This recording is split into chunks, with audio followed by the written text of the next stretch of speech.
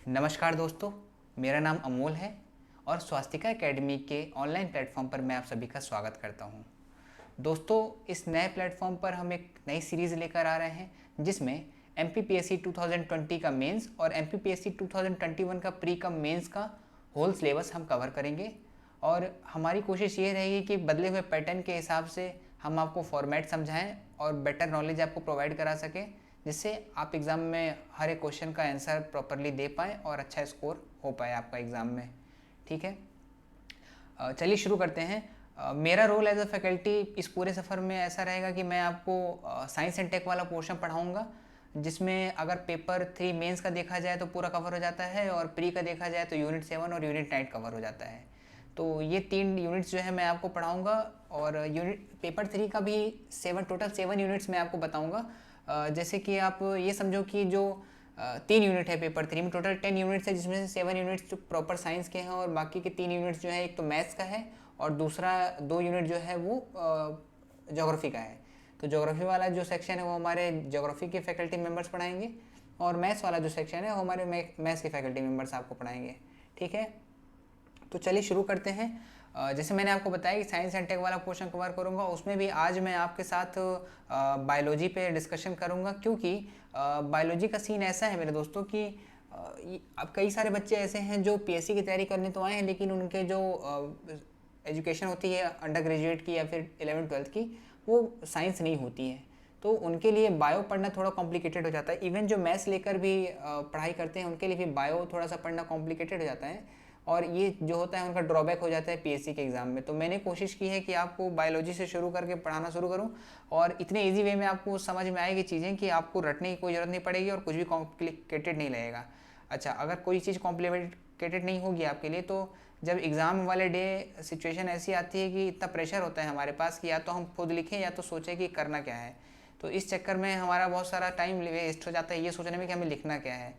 तो अगर आप मेरे साथ जुड़े रहते हैं, हमारे इस चैनल के साथ जुड़े रहते हैं, तो मैं आपसे ये प्रॉमिस करता हूँ कि साइंस एंड टेक वाला पोर्शन आपके लिए इतना इजी हो जाएगा, कंसेप्ट को इतने इजीली आप समझ पाओगे कि आपको उसे रटने की ज़रूरत नहीं पड़ेगी। On the end game day आप प्रॉपरली आंसर डिलीवर कर पाओगे विदाउट एनी सेकंड थॉट, और आपको डिफरेंस खुद ब खुद पता चले कि यहाँ से पढ़ने के बाद चीज़ें कितनी ईजी हो गई हैं। चलिए शुरू करते हैं। तो आज जो बायो का सेक्शन कवर करने वाले उसमें ह्यूमन बॉडी का एक टॉपिक है, और इस ह्यूमन बॉडी में सर्कुलेटरी सिस्टम है, उस पर अपन बात करेंगे। बहुत इंपॉर्टेंट चैप्टर होता है हमारे सिलेबस के हिसाब से देखा जाए तो, क्योंकि इससे क्वेश्चन आने के चांसेस मैक्सिमम रहते हैं।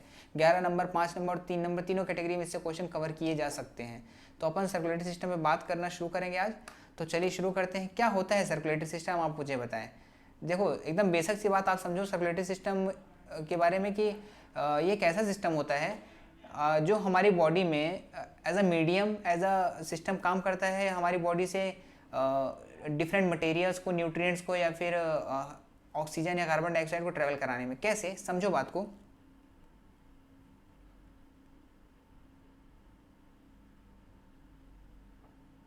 ये ह्यूमन बॉडी है और ये इसका पोर्शन है बॉडी का, जहाँ पर आपको कुछ चीज़ें देखने को मिलेगी। यहाँ पर आपको 2 लंग्स मिलेंगे और यहाँ पर आपको हार्ट मिलेगा।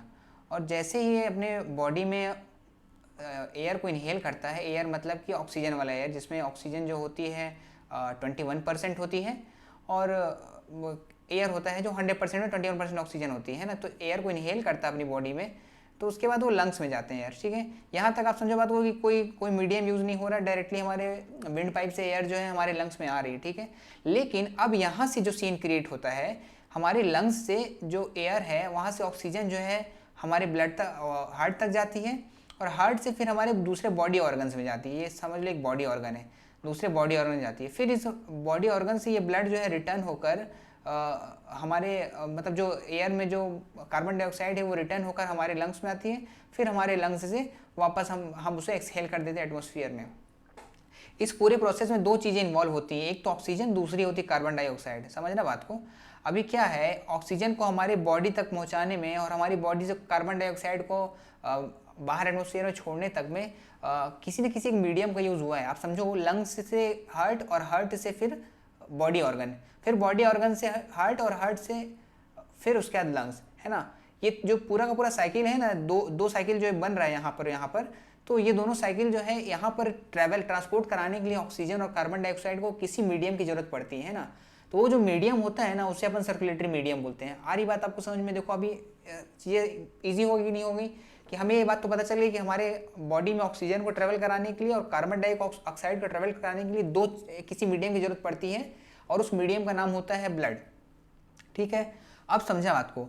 अब इस ट्रांसपोर्टेशन में पूरा का पूरा जो सिस्टम यूज़ होता है ना, ब्लड के साथ और भी जो वेसल्स होते हैं या फिर सारे के सारे हमारे सिंक्रोनाइजेशन जो होते हैं बॉडी के, ये पूरे के पूरे सिस्टम को ना अपन सर्कुलेटरी सिस्टम बोलते हैं। आ रही बात समझ में? सर्कुलेटरी सिस्टम क्या हो गया? Circulatory system is a system which helps in transportation of oxygen and carbon dioxide throughout our body. एक तो ये लाइन आपको समझ में आ गई डेफिनेशन में सर्कुलेटरी सिस्टम की। बोलो आ गई कि नहीं आ गई? चलो नेक्स्ट अपन बढ़ते हैं। दूसरा पॉइंट क्या होता है सर्कुलेटरी सिस्टम का, वो अपन देखते हैं। आपको ये नहीं बताया दोस्तों कि हमारे बॉडी में ऑक्सीजन का ट्रेवल करने के बाद होता क्या है ना? क्या काम होता है हमारी बॉडी में ऑक्सीजन का, उस पर अपन बात कर लेते पहले। ठीक है, अब समझना बात को दोस्तों कि हमारी बॉडी में जब हम खाना खाते हैं तो स्टमक के बाद एक होते हैं इंटेस्टाइन, ऐसे करके स्मॉल इंटेस्टाइन बनी होती है। यहाँ पर हमारा फूड डाइजेस्ट होने के बाद एब्जॉर्ब किया जाता है हमारी ब्लड वेसल्स में, है ना। तो यहाँ से जो न्यूट्रिशन एब्जॉर्ब किया जाता है उसमें होता है ग्लूकोज। अब समझना बात को, ये जो ग्लूकोज होता है ना, ये ब्लड में एब्जॉर्ब होने के बाद हर एक सेल तक पहुँचाई जाती है। क्यों? कि हर एक सेल का काम होता है कि वो अपने आप लिए एनर्जी खुद प्रोड्यूस करे। तो हर एक सेल अपने लिए एनर्जी प्रोड्यूस करती है, उसमें एक पूरी की पूरी प्रोसेस लगती है जिसको अपन रेस्पिरेशन में पढ़ेंगे। तो उस एनर्जी प्रोड्यूस करने के प्रोसेस में जो material as a fuel use होता है उसे अपन कहते हैं ग्लूकोज, C6H12O6। ये ग्लूकोज का फॉर्मूला होता है और इसी का यूज़ करके ऑक्सीजन के साथ मिलकर इसका ऑक्सीडेशन होता है और इस ऑक्सीडेशन से हमें मिलती है एनर्जी ATP के फॉर्म में। समझ रहे हो बात को? तो अब बात आपको धीरे धीरे समझ में आने लग गई होगी। तो ऑक्सीजन जो हम इनहेल करते हैं वो किस काम में आती है? ग्लूकोज को ऑक्सीडाइज करके उससे एनर्जी निकालने के काम में आती है। और एनर्जी कहाँ निकलती है? हर एक इंडिविजुअल सेल जो हमारी बॉडी में एग्जिस्ट करती है वो इस एनर्जी को बनाती है। तो इसका मतलब क्या हुआ कि हमारे इंटेस्टाइन से ग्लूकोज को हमारे हर एक इंडिविजुअल सेल में पहुंचाना पड़ता होगा। तो ये ट्रांसपोर्टेशन का काम ग्लूकोज का कौन करता है? हमारा सर्कुलेटरी सिस्टम। आ रही बात समझ में? 3 चीज़ें मैंने आपको बता दी, पहला ऑक्सीजन, दूसरा कार्बन डाइऑक्साइड, तीसरा ग्लूकोज। अब समझना बात को, अब हमारी बॉडी में जब ग्लूकोज बनता है, ग्लूकोज से ऑक्सीडेशन होता है तो कार्बन डाइऑक्साइड भी निकलता है इसके साथ, है ना। Carbon dioxide plus energy plus water, 3 चीज़ें निकलती हैं। तो इसमें जो कार्बन डाइऑक्साइड होती है एक्सक्रीटरी मटेरियल हो जाता है। तो ये एक्सक्रीटरी मटेरियल हमारी बॉडी में लंग्स तक ट्रेवल कराने में भी हमारे सर्कुलेटरी सिस्टम का रोल होता है। तो 3-4 चीज़ें मैंने आपको बता दी। इन 4 चीज़ों को आप समझ लो क्या क्या होती हैं। पहला ऑक्सीजन, दूसरा कार्बन डाइऑक्साइड, तीसरा न्यूट्रिशन। न्यूट्रिशन में बस मैं ग्लूकोज की बात आपको समझाने के लिए एग्जांपल दिया था, लेकिन ग्लूकोज के अलावा और भी चीज़ें होती हैं जो ट्रेवल करती हैं हमारी बॉडी में एज अ न्यूट्रिशन। इसके अलावा एक्सक्रीटरी मटेरियल की बात किया जाए तो एक्सक्रीटरी मटेरियल में भी कार्बन डाइऑक्साइड के अलावा और भी जो यूरिक एसिड होता है, ये सारी चीज़ें जो होती हैं। अभी जब एक्सक्रीटरी सिस्टम बढ़ेंगे तो उसमें बढ़ेंगे क्या क्या चीज़ एक्सक्रीटरी मटेरियल होता है। तो उसमें एक यूरिक एसिड होता है, वो भी हमारी बॉडी में ट्रैवल करता है और उसको भी ट्रैवल कराने के लिए हमारे सिस्टम में जो सिस्टम रिस्पॉन्सिबल होता है उसे अपन सर्कुलेटरी सिस्टम बोलते हैं। ठीक है, आ रही बात आपको समझ में? तो एक तरह से मैंने आपको ये तो बता दिया कि oxygen, glucose, excretory material, carbon dioxide, nutrition, इन सबको ट्रैवल कराने के लिए जिस सिस्टम का यूज़ किया जाता है उसे अपन सर्कुलेटरी सिस्टम बोलते हैं। तो अगर डेफिनेशन पूछी जाती है सर्कुलेटरी सिस्टम की तो आप बता लोगे ना, इतना सिंपल तो है। ठीक है, इसके अलावा और क्या करता है सर्कुलेटरी सिस्टम, इस पर भी अपन डिस्कस कर लेते हैं। देखो होता क्या है, आप समझना बात को, जब ठंडियों में आप कभी घर से बाहर निकलते होगे तो आपको एहसास होता होगा कि आपके ईयर के जो लोब्स होते हैं या फिर आपकी फिंगर्स की टिप्स होती हैं या फिर नोज की टिप्स होती हैं वो ठंडी हो जाती हैं, है ना, बहुत ज़्यादा ठंडी हो जाती हैं। ऐसा क्यों होता, कभी सोचा है आपने? मैं आपको बताता हूँ क्यों होता है ऐसा। होता क्या है कि हमारी बॉडी जो होती है ना, ह्यूमन्स हम जो होते हैं, हम वार्म ब्लडेड होते हैं। क्या मतलब होता है वार्म ब्लडेड का? आप लोगों को, कई लोगों को पता होगा और नहीं पता तो मैं बता दूं कि ये एक कैरेक्टरिस्टिक होता है हमारी मैमल्स का, जिसमें वो अपना बॉडी टेम्परेचर ना प्रॉपरली मेंटेन करके रखते हैं without any effect of environment के किसी भी इफेक्ट के बिना हम अपना body temperature independent of environment अपना बॉडी टेम्परेचर मेंटेन करके रखते हैं। ऐसा नहीं कि इन्वायरमेंट में अगर ठंड है तो हमारा बॉडी टेम्परेचर गिर जाएगा और उसको मेंटेन करने के लिए हमें किसी गर्म जगह जाना पड़ेगा। अगर ठंड है फिर भी हमारी बॉडी जो है वो अपना टेम्परेचर 97 डिग्री फ़ारेनहाइट में मेंटेन करके रख सकती है ना। तो ये जो कैरेक्टरिस्टिक होता है अपना बॉडी टेम्परेचर मेंटेन करके रखने का, इसको बोलते हैं वार्म ब्लडेड कंडीशन, है ना, warm blood condition, warm blood condition. अब समझ रहे बात को। तो अगर हमें अपना बॉडी टेम्परेचर मेंटेन करके रखना है हमें हमारी बॉडी का, तो इसका मतलब ये है कि हमें हीट को कंजर्व करके रखना पड़ेगा, तब तो अपना बॉडी टेम्परेचर मेंटेन करके रख पाएंगे ना। अगर हम हीट को वेस्ट कर देंगे अपनी बॉडी से, तो हमारा टेम्परेचर मेंटेन कैसे रहेगा 97 डिग्री सेल्सियस फ़ारेनहाइट पर। तो कंजर्वेशन के प्रोसेस में हमारा सर्कुलेटरी सिस्टम क्या करता है कि हमारे ईयर लोब से, हमारे नोज टिप से, हमारे फिंगर टिप से सप्लाई ऑफ ब्लड रोक देता है। किस टाइम पे? जब ज़्यादा ठंड पड़ रही होती है। ऐसा क्यों करता है? क्योंकि आप ध्यान दो कि जो हमारे ईयर लोब्स होते हैं या फिर नोज़ की टिप होती है, यहाँ पर ना स्किन की जो लेयर होती है बहुत थिन होती है, पतली होती है। अब इस थिननेस के कारण इससे ना जो हीट है वो बहुत ईजिली डिस्पर्स हो जाएगा इन्वायरमेंट में, और जितना ज़्यादा आप इसको हीट देते जाओगे उतना ज़्यादा वो इन्वायरमेंट में डिस्पर्स होता जाएगा और टोटल वेस्टेज ऑफ हीट हो जाएगा। यही कारण होता है कि हमारे ईयर लोब से, हमारे नोज टिप से जो फ्लो ऑफ ब्लड है वो कम हो जाता है, और इससे हमारा जो हीट है वो कंजर्व हो जाता है। तो एक चीज़ और निकल के आ रही है सर्कुलेटरी सिस्टम में कि हमारे बॉडी टेम्परेचर को कंजर्व करके रखता है, हमारी बॉडी हीट को कंजर्व करके रखता है। तो 5 चीज़ें आपको याद हो गई होंगी अभी तक जो मैंने आपको बताई, कंसेप्चुअल वे में आपको याद हो गई होंगी। क्यों? क्योंकि इसमें कुछ रटने वाला है नहीं, सब समझने वाली चीज़ें हैं। तो 5 चीज़ें कौन सी? ऑक्सीजन को हम इनहेल करते हैं सर्कुलेटरी सिस्टम के थ्रू, हमारे पूरे बॉडी में ट्रेवल करता है। उसके बाद हमारी बॉडी से कार्बन डाइऑक्साइड पूरे सर्कुलेटरी सिस्टम की तरफ बाहर निकलता है। इसके बाद हमने देखा कि हमारी बॉडी में न्यूट्रिशन को ट्रैवल कराने के लिए भी सर्कुलेटरी सिस्टम रिस्पॉन्सिबल होता है। उसके बाद हमने देखा कि हमारी बॉडी में एक्सक्रीटरी मटेरियल को भी ट्रैवल कराने के लिए, ट्रांसपोर्ट कराने के लिए सर्कुलेटरी सिस्टम ही रिस्पॉन्सिबल होता है। अपार्ट फ्रॉम दैट हमने ये भी देखा कि हमारी बॉडी का टेम्परेचर मेंटेन करने के लिए भी हमारा सर्कुलेटरी सिस्टम ही रिस्पॉन्सिबल होता है। इतनी सारी बातें आपको सर्कुलेटरी सिस्टम के बारे में पता चल गई, और आप सर्कुलेटरी सिस्टम का डेफिनेशन अगर लिखने के लिए आता है तो आप लिख जाओगे, है ना। चलो अब सर्कुलेटरी सिस्टम की कुछ और डिटेल्स देख लेते हैं अपन, क्या क्या चीज़ें अपन को पढ़नी है इसमें। देखो majorly types of circulatory system का क्लासिफिकेशन अगर करते हैं तो उसमें वो भी अपन को देखना है कि कौन कौन से टाइप के सर्कुलेटरी सिस्टम हमारी बॉडी में पाए जाते हैं और उनका क्या क्या रोल होता है, किस तरह से हम उनको डिफाइन कर सकते हैं ना। तो दोस्तों मैं आपको बता दूं कि हमारी बॉडी में 2 तरह के सर्कुलेटरी सिस्टम पाए जाते हैं, मतलब लिविंग बीइंग्स में 2 तरह के सर्कुलेटरी सिस्टम पाए जाते हैं। एक तो होता है क्लोज्ड और दूसरा होता है ओपन। तो मेजरली जो lower kingdoms of animal classification है ना, उनमें ना ओपन टाइप का सर्कुलेटरी सिस्टम पाया जाता है। लोअर किंगडम्स का मतलब ये होता है कि अभी जब हम एनिमल की क्लासिफिकेशन पढ़ेंगे तो उसमें मैं आपको बताऊंगा कि इकाइनोडर्मेटा तक, प्रोटोजोवन, प्रोटिस्टा ये से लेकर इकाइनोडर्मेटा तक जितने एनिमल्स होते हैं उनको अपन लोअर किंगडम क्लासिफिकेशन में डालते हैं। और इसके अलावा जो इकाइनोडर्मेटा के बाद जो कॉर्डेट्स आते हैं उनको अपन हायर किंगडम क्लासिफिकेशन में डालते हैं। तो लोअर किंगडम्स जो भी होते हैं एनिमल के, उन सब में majorly open type of circulatory system पाया जाता है। एक बात आप याद करके रख लें, क्या होता है ओपन सर्कुलेटरी सिस्टम। तो अगर मैं एक स्पॉन्ज की बात करूं जो कि समुद्र में पाया जाता है, ओशन से पाया जाता है, उसका मैं डायग्राम बना देता हूं आपको। मटके जैसा होता है वो, है ना, और ये ऐसे जो ओशियन का फ्लोर होता है वहाँ पे फिक्स हो जाता है। अभी क्या होता है कि इसमें ना वाटर का इनलेट होता है ऐसे, यहाँ से वाटर आया और यहाँ से बाहर निकल गया, सेम रूट से, इस रूट से आया और इस रूट से बाहर निकल गया।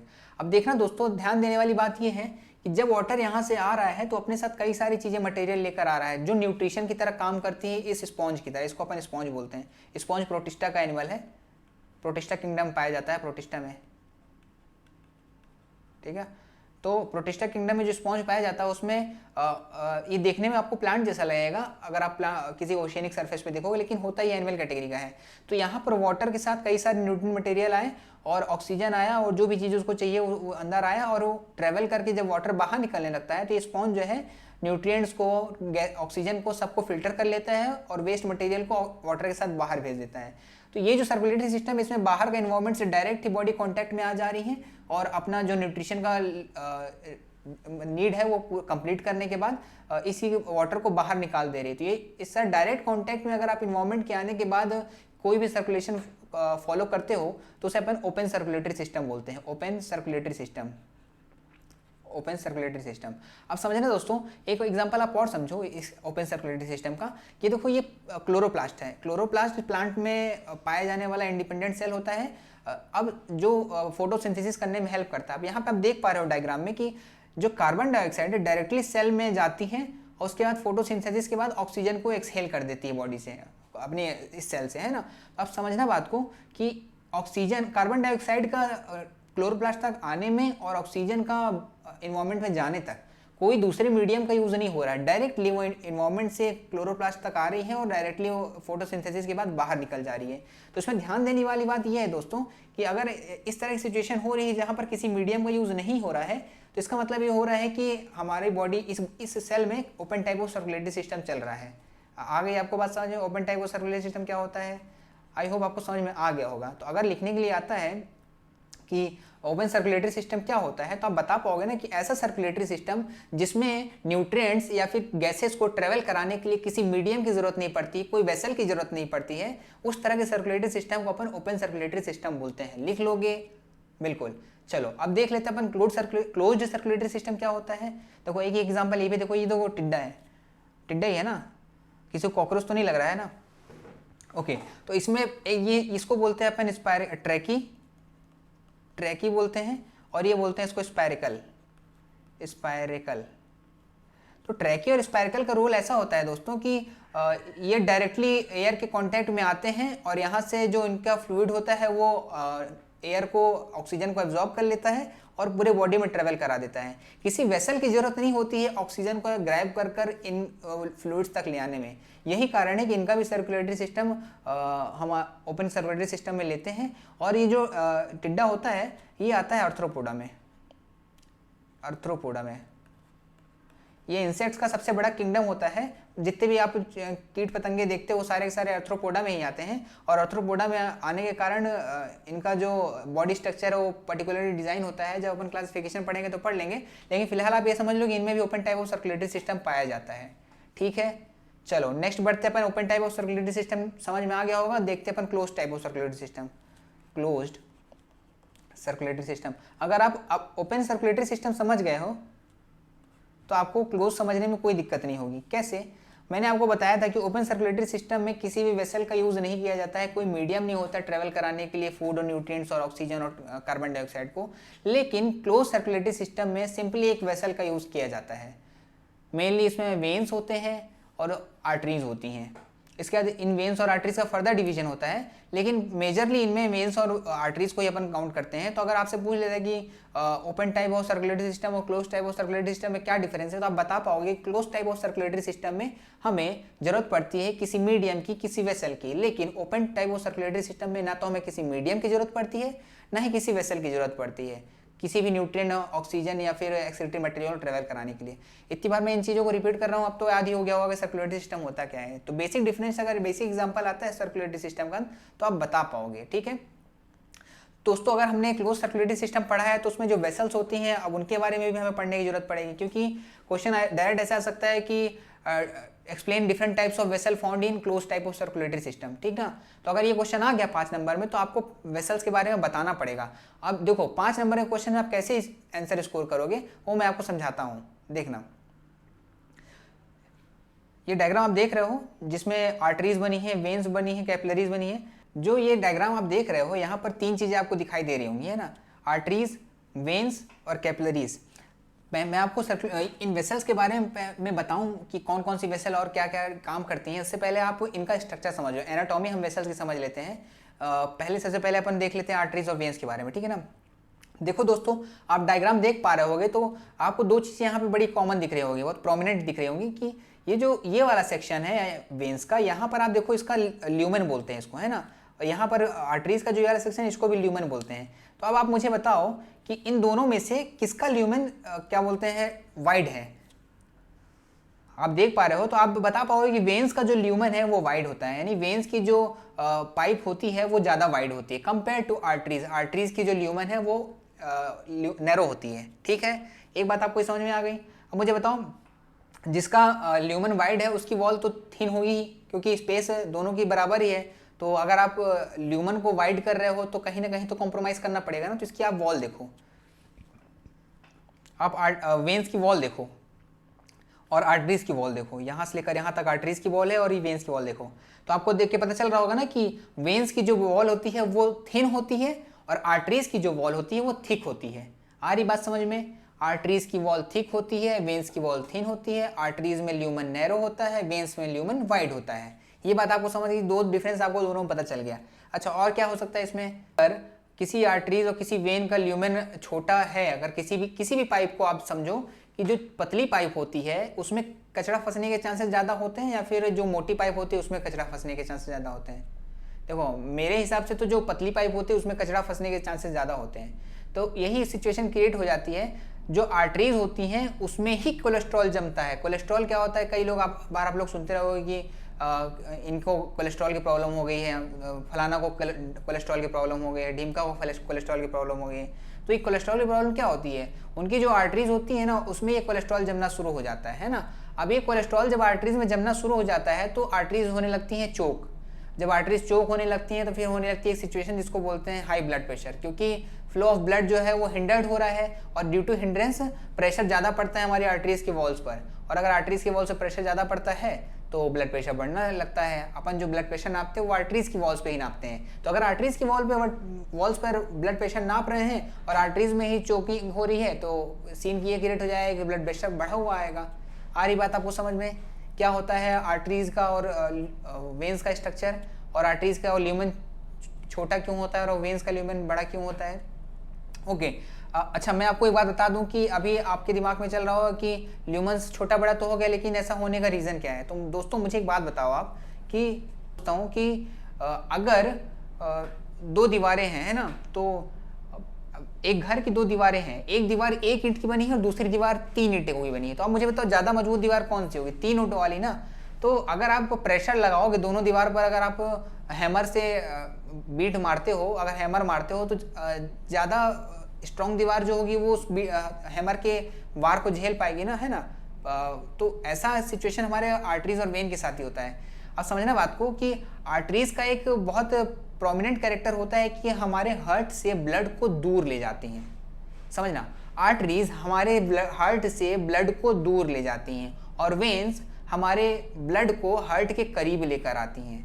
आप देख सकते हो इस डायग्राम में जो सामने आपकी स्क्रीन पर आ रहा है, ये रेड कलर वाली जो आर्टरीज हैं ये ब्लड को हमारे हार्ट से ह्यूमन के दूसरे बॉडी पार्ट्स में ले जाती हैं, और जो वेन्स होती हैं वो ह्यूमन बॉडी पार्ट से ब्लड को दोबारा से हमारे हार्ट में ले जाती हैं। तो ये यूनिवर्सल फैक्ट है, चाहे प्योर ब्लड हो चाहे इम्प्योर ब्लड हो, इस बात से फर्क नहीं पड़ता है। फर्क इस बात से पड़ता है कि जो ब्लड कैरियर है वो ब्लड को कौन से डायरेक्शन में ले जा रहा है। अगर हार्ट से दूर ब्लड को ले जाना है तो उसके लिए आर्टरी ही रिस्पॉन्सिबल होगी, फिर चाहे वो पल्मोनरी आर्टरी हो या फिर सिस्टमिक आर्टरी हो, है ना। लेकिन अगर ब्लड को हार्ट के करीब लेकर आना है तो ये काम हमेशा से वेन्स ही करेंगे, चाहे वो फिर पल्मोनरी वेन्स हो जो कि प्योर ब्लड लेकर आती हैं, या फिर वेना कैवा हो जो कि इम्प्योर ब्लड लेके हमारे हार्ट तक आती हैं। तो ये बात आपको ध्यान में रखना है कि स्पेशल कैरेक्टर है आर्टरीज और वेन्स का।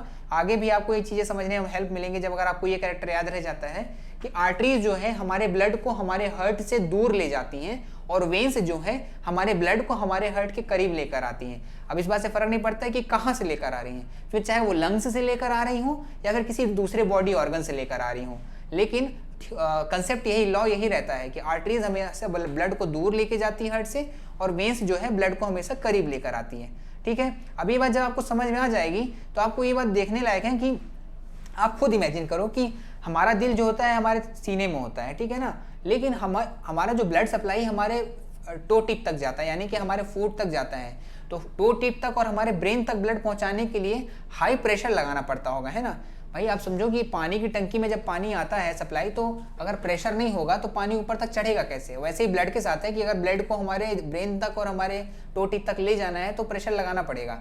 तो वो प्रेशर जनरेट होता है हमारे हार्ट में, और अगर हमारे हार्ट में प्रेशर जनरेट होता है तो वो प्रेशर ट्रांसफ़र हो जाता है हमारी वेसल्स में। तो जो वेसल हार्ट से ब्लड को दूर ले जा रही है तो हार्ट का जो प्रेशर है वो भी तो उसी वेसल में लगेगा ना। आ रही कि नहीं आ रही बात समझ में? जो हार्ट की वेसल है, यानी कि आर्टरीज की बात कर रहा हूँ, तो आर्टरीज जो है हमारे हार्ट से ब्लड को दूर ले जाती है। तो अगर हार्ट में से कोई प्रेशर जनरेट होता है तो उसका ट्रांसफ़र जो है उस प्रेशर का आर्टरीज में ही तो होगा ना। अब आर्टरीज में अगर किसी प्रेशर का ट्रांसफ़र हो रहा है तो आप समझो इस बात को कि इस प्रेशर को बेयर करने के लिए उसकी वॉल में स्ट्रेंथ भी तो होनी चाहिए। यही कारण है कि जो आर्टरीज की वॉल होती हैं वो थिक होती हैं, ताकि वो हार्ट द्वारा जनरेट किए गए प्रेशर के फ्लो को प्रॉपरली बेयर कर सकें। इस कारण से आर्टरीज की वॉल थिक होती है। वहीं वेंस को देख लो तो वेंस को तो ऐसा कोई सीन नहीं होता, क्योंकि उनके पास तो ऐसा कोई ऑप्शन नहीं होता है कि उनको ब्लड लेकर आना है। वो तो डायरेक्टली ब्लड लेकर बॉडी ऑर्गन से हार्ट तक चली जाती हैं। उनको किसी प्रेशर की जरूरत पड़ती नहीं है, क्योंकि वो हार्ट से डायरेक्टली कनेक्टेड ही नहीं होते ब्लड सप्लाई के लिए। वो ब्लड ट्रांसफर करने के लिए हार्ट में होते हैं, हार्ट से ब्लड लेकर कहीं जाना नहीं होता है, तो उनके पास प्रेशर भी नहीं लगता। तो फिर सवाल उठता है कि अगर जो वेन्स हैं उनमें कोई प्रेशर प्रोवाइड करने वाली चीज़ होती नहीं है, तो फिर वो ब्लड का ट्रांसपोर्टेशन कैसे करती हैं? तो दोस्तों मैं आपको बता दूं, वेन्स का एक कैरेक्टर होता है कि ये स्लोली कॉन्ट्रैक्ट करती हैं। आप समझना बात को, मैं आपको थोड़ा एक डायग्राम के थ्रू समझाता हूँ कि आप देखो, ये मैं एक वेन बना रहा हूँ। आप ऐसे इमेजिन कर लो कि एक वेन है, ठीक है ना। देखो इस वेन को मैंने बना दिया। अब यहाँ पर ये आपको कुछ वॉल जैसा दिख रहा होगा, है ना, ये हडल जैसा दिख रहा होगा, समझना। अब ये जो वेन है ना, ये जब कॉन्ट्रैक्ट करेगी अपने तरफ से, श्रिंक करेगी, तो ये जो वॉल्व है ना, ये ऊपर की तरफ खुल जाएंगे, ठीक है, ये ऊपर की तरफ खुल जाएंगे। और जैसे ही ऊपर की तरफ खुलेंगे तो यहाँ पर जो ब्लड होगा, ये ब्लड यहाँ ऊपर ट्रांसफ़र हो जाएगा। अब यहाँ ट्रांसफ़र होने के बाद जब ये वेन्स रिलैक्स करेंगे, जब रिलैक्स करेंगे और जैसे ही रिलैक्स किए वेन्स, तो ये वॉल जैसे अभी कंडीशन में उस तरह में आ जाएगा, है ना। जब इस कंडीशन में आ जाएगा तो यहाँ पर जो ब्लड ट्रांसफ़र हो गया वो नीचे फ्लो नहीं कर पाएगा। तो वॉल्व्स होने का मेन रीज़न क्या होता है कि ये जो ब्लड का फ्लो है वो बैक फ्लो नहीं हो पाए। दूसरा, कॉन्ट्रैक्शन का क्या रीज़न है कि ब्लड जैसे ही कॉन्ट्रैक्ट करेगा तो जिस एरिया में कॉन्ट्रैक्शन होगा उस एरिया में जितना भी ब्लड होगा वो ऊपर की तरफ भागेगा, और जैसे ही ऊपर की तरफ भागेगा तो इसका ट्रांसपोर्टेशन हो जाएगा। तो इससे दो बातें निकल के आती हैं कि हमारा वेन्स जो है उसमें वॉल्व्स होती हैं जो कि हमारी आर्टरीज में नहीं होती हैं। दूसरा, हमारा वेन्स सेल्फ कॉन्ट्रैक्शन के कंसेप्ट पे काम करता है जो कि आर्टरीज में बिल्कुल नहीं होती हैं। और तीसरी बात आपको समझना है कि वेन्स में फ्लो ऑफ ब्लड होता है आर्टरीज के कंपैरिजन बहुत स्लो होता है। इसीलिए मैंने आपको बताया कि हमारा जो ब्लड प्रेशर है वो मेजर करते हैं हम आर्टरीज में, क्योंकि ब्लड का जो प्रेशर है आर्टरीज में ही इतनी तेजी से होता है, फ्लो ऑफ ब्लड इतना फास्ट होता है आर्टरीज में कि हम प्रेशर को फील कर सकते हैं स्फैग्नोमैनोमीटर पे। लेकिन वेन्स के साथ ऐसा नहीं होता, वेन्स पे हम ब्लड प्रेशर को फील नहीं कर सकते हैं क्योंकि वो बहुत स्लो ट्रांसपोर्टेशन ऑफ ब्लड होता है। तो ये बातें आपको समझ में, आर्टरीज और वेन्स के बारे में क्या क्या बातें निकल कर आ गई हैं, एक बार आप रिवाइज कर लें मेरे साथ चल के। तो देखो, आर्टरीज जो होती हैं उनका ल्यूमन बहुत नैरो होता है, वेन्स जो होती हैं उनका ल्यूमन बहुत वाइड होता है। आर्टरीज जो होती है उनकी वॉल थिक होती है, वेन्स जो होती हैं उनकी वॉल बहुत थिन होती हैं। आर्टरीज की ल्यूमन नैरो होने के कारण उसमें कोलेस्ट्रॉल डिपोजिशन के चांसेस होते हैं, वेन्स का ल्यूमन वाइड होने के कारण उसमें कोलेस्ट्रॉल डिपोजिशन के कोई चांस नहीं होते हैं। आर्टरीज जो है हाई प्रेशर बेयर करने के लिए बना हुआ है, लेकिन वेन्स के साथ हाई प्रेशर बेयर नहीं किया जा सकता क्योंकि उसके वॉल्स जो होते हैं थिन होते हैं।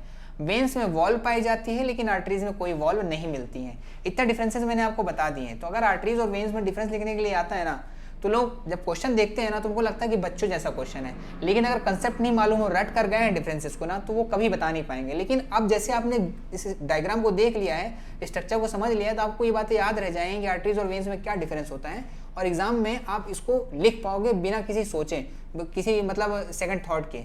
ऐसा है कि आपको वहाँ पर दो ही चीज़ कर सकते हो, या तो आप सोच कर लिखो या तो पहले से आप सोच कर आए हो और आपको बस डिलीवरी देनी है। तो जो सोच कर आया होता है और डिलीवरी देता है तो उसका पेपर भी कंप्लीट हो जाता है और स्कोर भी अच्छा होता है। लेकिन जो यहाँ पे सोच के लिखने लगता है ना, तो वो आंसर का सिंक्रोनाइजेशन नहीं बैठ पाता है। हमारा खुद का एक्सपीरियंस हम आपको बता रहे हैं कि अगर हम एग्जाम हॉल में बैठ कर आंसर लिखते हैं ना, तो वहाँ पर प्रेजेंटेशन का सिंक्रोनाइजेशन सही नहीं बैठ पाता है। लेकिन आप पहले से सेट कर दिमाग में गए हो कि ये चीज़ें मुझे लिखनी है, अगर इसके रिगार्डिंग क्वेश्चन आ जाता है तो फिर आपको वहाँ जाने के बाद आंसर नहीं सोचना पड़ता, बस आप प्रेजेंट कर देते हो परफेक्ट वे में, है ना।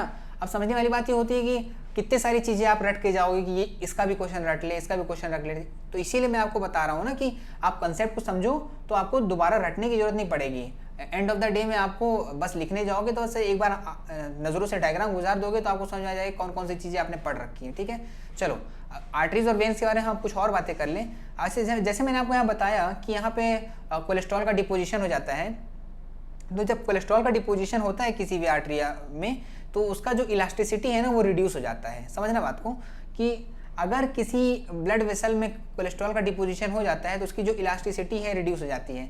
नॉर्मल जो हमारी फ्रेश वेन्स होती हैं, आर्टरीज होती हैं, वो बहुत इलास्टिक होती हैं। तो कभी ऐसा हुआ जैसे अभी हम यंग हैं तो हमारे यंग बॉडी में जो हमारी आर्टरीज होंगी ना बहुत इलास्टिक होंगी, जैसे अपन लोवर पहनते हैं जिसमें इलास्टिक होता है, तो अगर कमर चौड़ा हो जाए तो भी हमारा लोवर जो है एडजस्ट हो जाता है क्योंकि उसमें इलास्टिक होता है। तो उसी तरह आर्टरीज होती है कि कभी ऐसा हुआ कि हाई प्रेशर ऑफ ब्लड हमारे हार्ट से फ्लो होता है तो फिर हमारी आर्टरीज की इलास्टिसिटी जो है वो फैल जाती है और हमारे ब्लड का फ्लो मेंटेन हो जाता है, इससे हमारा ब्लड प्रेशर नहीं बढ़ने पाता है।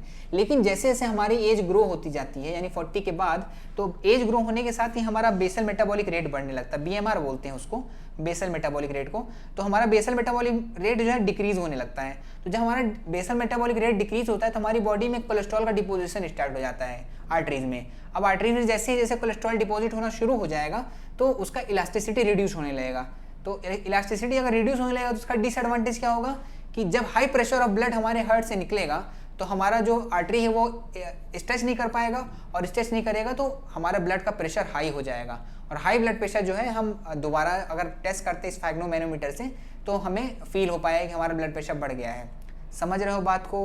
चलो, तो हो गई आर्टरीज और वेन्स। अच्छा मुझे बताओ कि जैसे मैंने आपको बताया था अभी थोड़ी देर पहले कि अगर किसी घर की दीवार दो अलग तरह से बनी है, एक पतली दीवार है, एक ईंट की दीवार है, दूसरी जो है 3 ईंटों की दीवार है, तो कौन सी दीवार जल्दी गिरेगी? जो पतली ईंटों की दीवार है ना। तो वेन्स के साथ भी ऐसा ही है, ये जो वेन होता है उसका थिन वॉल होती है। तो जब आदमी की कभी डेथ हो जाती है तो उसका जो ब्लड वेसल सबसे पहले कोलैप्स होगा ना तो वो होगी वेन्स। वेन्स जो होती हैं सबसे पहले कोलैप्स होती हैं, उसके बाद दूसरी ब्लड वेसल यानी कि आर्टरीज वगैरह कोलैप्स होती हैं। तो अगर आर्टरीज और वेन्स को कंपेयर किया जाए तो ये बोल सकते हो कि आर्टरीज और वेन्स में अगर ह्यूमंस की डेथ होती है ना तो सबसे पहले वेन्स कोलैप्स करती हैं, ना कि आर्टरीज, क्योंकि आर्टरीज की वॉल थिक होती है तो इन पर उतना ज़्यादा इंपैक्ट नहीं आता है डेथ होने के बाद सप्लाई का, इस कारण से कोलैप्स नहीं होती है। लेकिन वेन्स जो होती हैं वो इंस्टेंटली कोलैप्स हो जाती हैं जैसे किसी ह्यूमन की डेथ होती है। आ रही बात समझ में? चलो ठीक है, ये तो हो गई आर्टरीज और वेन्स के कैरेक्टरिस्टिक्स। अब समझना बात को, एक दूसरा बंदा यहाँ बैठा हुआ है उसको बोलते हैं अपन कैपिलरीज। होता क्या है समझना बात को, इस वाले डायग्राम में आप देखो, मैंने आपको बताया कि आर्टरीज की वॉल थिक होती है और वेन्स की wall compare to arteries thin होती है, लेकिन वो भी होती थिक है। तो अगर दीवार मोटी होगी तो उसके आर पार कुछ जा पाएगा क्या? मुझे बताओ, बिल्कुल नहीं जा पाएगा।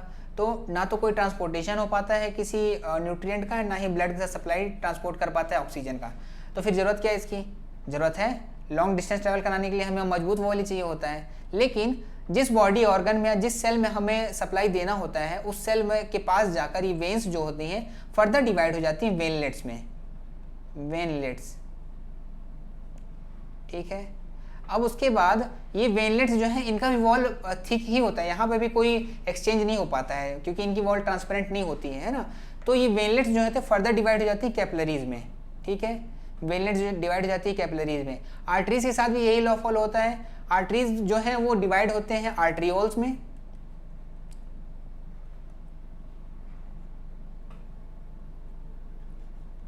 और आर्ट्रियोल्स फर्दर डिवाइड हो जाते हैं कैपिलरीज में। तो 5 ब्लड वेसल्स मैंने आपको यहाँ पे बता दिए। एक होती है आर्टरी, दूसरी होता है आर्ट्रियोल्स, तीसरी होती है कैपिलरीज, चौथा होता है वेनलेट्स और पांचवा होता है वेन। तो वेन्स का जो काम होता है वो ट्रैवल कराना, ट्रांसपोर्ट कराना होता है। वेनलेट्स का काम होता है वो कैपिलरीज और वेन्स के बीच में ट्रांसपोर्ट कराती है। आर्टरीज का काम होता है ट्रांसपोर्ट कराना। आर्ट्रियोल्स का काम होता है आर्टरी और कैपिलरीज के बीच में ट्रांसपोर्टेशन मेंटेन करना।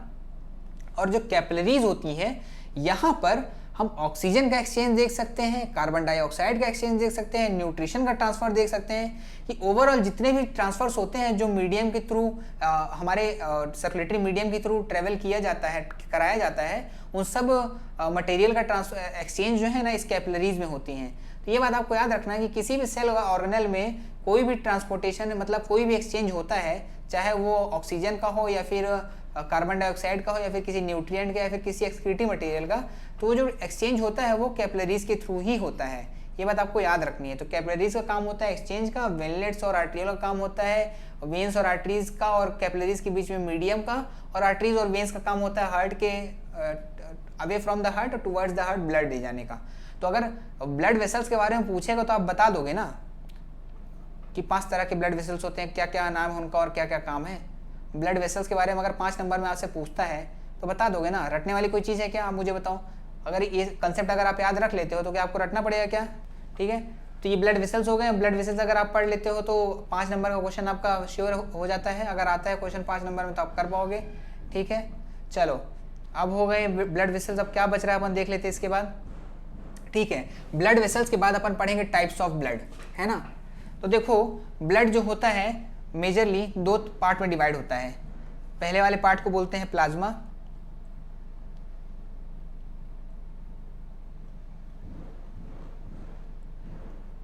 मैं यहाँ पर बना देता हूँ, इससे क्या है मुझे स्पेस थोड़ा ज़्यादा मिल जाएगी। तो पहले वाले पार्ट को बोलते हैं प्लाज्मा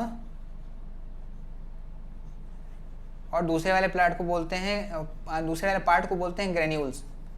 ठीक है, तो ब्लड जो होता है इसको अपन डिवाइड कर लेते हैं दो पार्ट में। ब्लड अभी डिवाइड हो जाता है पहले प्लाज्मा में और दूसरा होता है ग्रेन्यूल्स।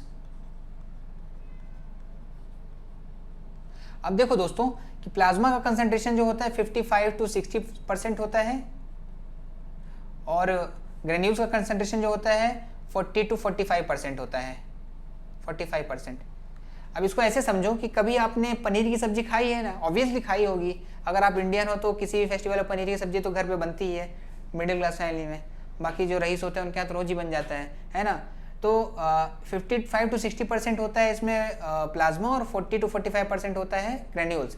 पनीर की सब्जी में जो ग्रेवी वाला पोर्शन होता है ना, ग्रेवी, वो हमारा प्लाज्मा है और जो पनीर होती है ना वो होता है हमारा ग्रेन्यूल्स। ऐसे इमेजिन करो इसको, नहीं अपन यहाँ पनीर लिखेंगे, ग्रेन्यूल्स नहीं, पनीर। तो पनीर की सब्जी में जो पनीर होता है वो ग्रेन्यूल्स हो जाता है और जो ग्रेवी होती है वो प्लाज्मा हो जाती है। ऐसा ही हमारे ब्लड का स्ट्रक्चर होता है। अगर आप उसको माइक्रोस्कोप में देखोगे तो आपको पता चलेगा कि हमारा जो पनीर का सब्जी है, मतलब हमारा जो ब्लड है उसमें प्लाज्मा और ग्रेन्यूल्स ऐसे ही होते हैं कि प्लाज्मा जो होता है वो ग्रेवी की तरह दिखता है और ग्रेन्यूल्स जो होते हैं वो पनीर की तरह दिखाई देते हैं, है ना। इमेजिन कर पा रहे होगे आप। तो एक बात आपको फंडा क्लियर हो गया कि अगर आपसे पूछता है कि ब्लड कितने पार्ट्स में डिवाइड होता है तो दो पार्ट्स में डिवाइड होता है। पहले को बोलते हैं प्लाज्मा, दूसरे को बोलते हैं ग्रेन्यूल्स, है ना। तो प्लाज्मा में 90% वाटर होता है और थोड़े बहुत न्यूट्रिएंट्स होते हैं। इसमें 90% वाटर होता है और थोड़े बहुत न्यूट्रिएंट्स होते हैं, ठीक है। लेकिन जो ग्रेन्यूल्स होते हैं वो फर्दर डिवीजन होता है इनका। 3 तरह के मेजरली ग्रेन्यूल्स होते हैं। तो पहला होता है रेड ब्लड सेल ग्रेन्यूल में वाले सेक्शन में, दूसरा होता है प्लेटलेट्स, तीसरा होता है वाइट ब्लड सेल्स, है ना। वाइट ब्लड सेल जो है फर्दर डिवीजन में आते हैं, जिनको न्यूट्रोफिल, एसोफिल, बेसोफिल, लिम्फोसाइट और मोनोसाइट बोलते हैं। धीरे धीरे करके अपन तीनों देखेंगे। तो सबसे पहले अपन रेड ब्लड सेल को देख लेते हैं। क्या होता है रेड ब्लड सेल, क्या काम होता है इनका, कैसे इनका ओरिजिन होता है, कैसे इनकी डेथ होती है और इनसे रिलेटेड क्या डिजीज होती है, सारी चीज़ें अपन इस क्लास में भी तुरंत की तुरंत देख लेंगे। तो समझना दोस्तों, रेड ब्लड सेल क्या होता है कि हाँ, मैं रेड ब्लड सेल की बात कर रहा हूँ तो इसमें कुछ चीज़ें आपको दिख रही होंगी। देखो, एक तो ये रेड कलर का है। तो अगर ये रेड कलर का है तो क्यों है रेड कलर का, उसका भी रीज़न होगा, है ना। रेड कलर का है। दूसरा, इसका जो स्ट्रक्चर है वो बाइकॉनकेव होता है, बाइकॉनकेव। अभी कुछ लोग बोल रहे हैं क्या मास्टर जी, क्या बाइकॉनकेव बाइकॉन्वेक्स बता रहे हो, हमें कुछ समझ में नहीं आता, हमारे जो समझ में आता वो बताओ। तो मैं आपको ऐसे बताऊं कि कभी आपने एल्पेनलीबे की टॉफ़ी खाई है। एल्पेनलीबे की टॉफ़ी आपने देखी होगी कि सर्कल तो होती है लेकिन जो उसका सरफेस होता है अंदर की तरफ चपटा होता है, बस उसी को बाइकॉनकेव बोलते हैं, है ना। तो हमारी जो आरबीसी होती है ना एल्पेनलीबे टॉफ़ी की तरह होती है। देखो यहाँ पर आपको दिख रही होगी, ये देखो एल्पेनलीबे टॉफ़ी की तरह दिख रही है ना। तो यही कैरेक्टरिस्टिक होता है, इसको बाइकॉनकेव बोलते हैं। और ये आपको याद रखना है कि हमारी आरबीसी जो होती है ह्यूमन की वो बाइकॉनकेव होती है। आरबीसी का रेड कलर होने का भी एक रीज़न होता है। क्या रीज़न होता है, कई लोगों को पता होगा, कई लोगों को नहीं पता है। तो जिनको नहीं पता उनके लिए मैं बता देता हूँ कि आरबीसी जो होती है ये बनी होती है हीमोग्लोबिन से, है ना। हीमोग्लोबिन में दो चीज़ें होती हैं, haem plus globin, haem plus globin, globulin. Globin protein होता है और हीम जो होता है आयरन से बना होता है, Fe से। दो चीज़ें आपको समझ में आ गई। आरबीसी के लिए चाहिए हीमोग्लोबिन, हीमोग्लोबिन के लिए चाहिए आयरन। आयरन की कमी हो जाती है विटामिन B12 की कमी से, आयरन मिलता है विटामिन B12 से और फॉलिक एसिड से, ठीक है। तो समझा आपको, अगर हमारी बॉडी में विटामिन B12 और फॉलिक एसिड की कमी हो जाती है तो आयरन का फॉर्मेशन नहीं होगा। आयरन नहीं रहेगा हमारी बॉडी में तो हीमोग्लोबिन नहीं बनेगा। हीमोग्लोबिन नहीं बनेगा तो हमारा आरबीसी मरने लगेगा, है ना। और अगर ये दोनों हमारी बॉडी में कम हो जाता है, आयरन और फॉलिक एसिड, तो हमारी आरबीसी का जो डेथ है उस प्रोसेस को बोलते हैं मेगाब्लास्टोसिस, ठीक है। मेगालोब्लास्टोसिस बोलते हैं, नॉट मेगाब्लास्टोसिस, मेगालोब्लास्टोसिस इसको बोलते हैं। क्यों बोलते हैं मेगालोब्लास्टोसिस, क्योंकि जब आरबीसी हीमोग्लोबिन कमी कारण अगर आरबीसी की डेथ होती है तो इस कंडीशन का पर्टिकुलर नाम दिया गया है कि मेगालोब्लास्टोसिस होता है। अगर इस तरह का कोई सिचुएशन क्रिएट होता है कि हमारी बॉडी में आरबीसी की कमी हो जा रही है तो ऐसी सिचुएशन को अपन बोलते हैं एनीमिया।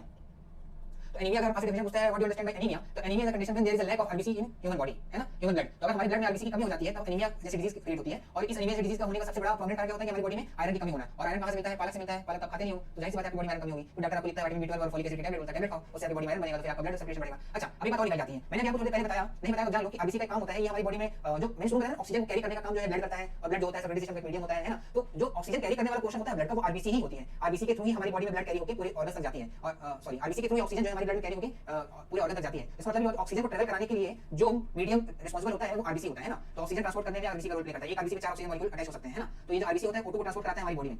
अब आपको ये बात समझ में आ रही होगी कि O2 ट्रांसपोर्ट करने में अगर आरबीसी का यूज होता है तो O2 का यूज भी होता होगा ना। ऑक्सीजन का यूज मैंने आपको बताया था कि ग्लूकोज के ऑक्सीडेशन में इस्तेमाल किया जाता है।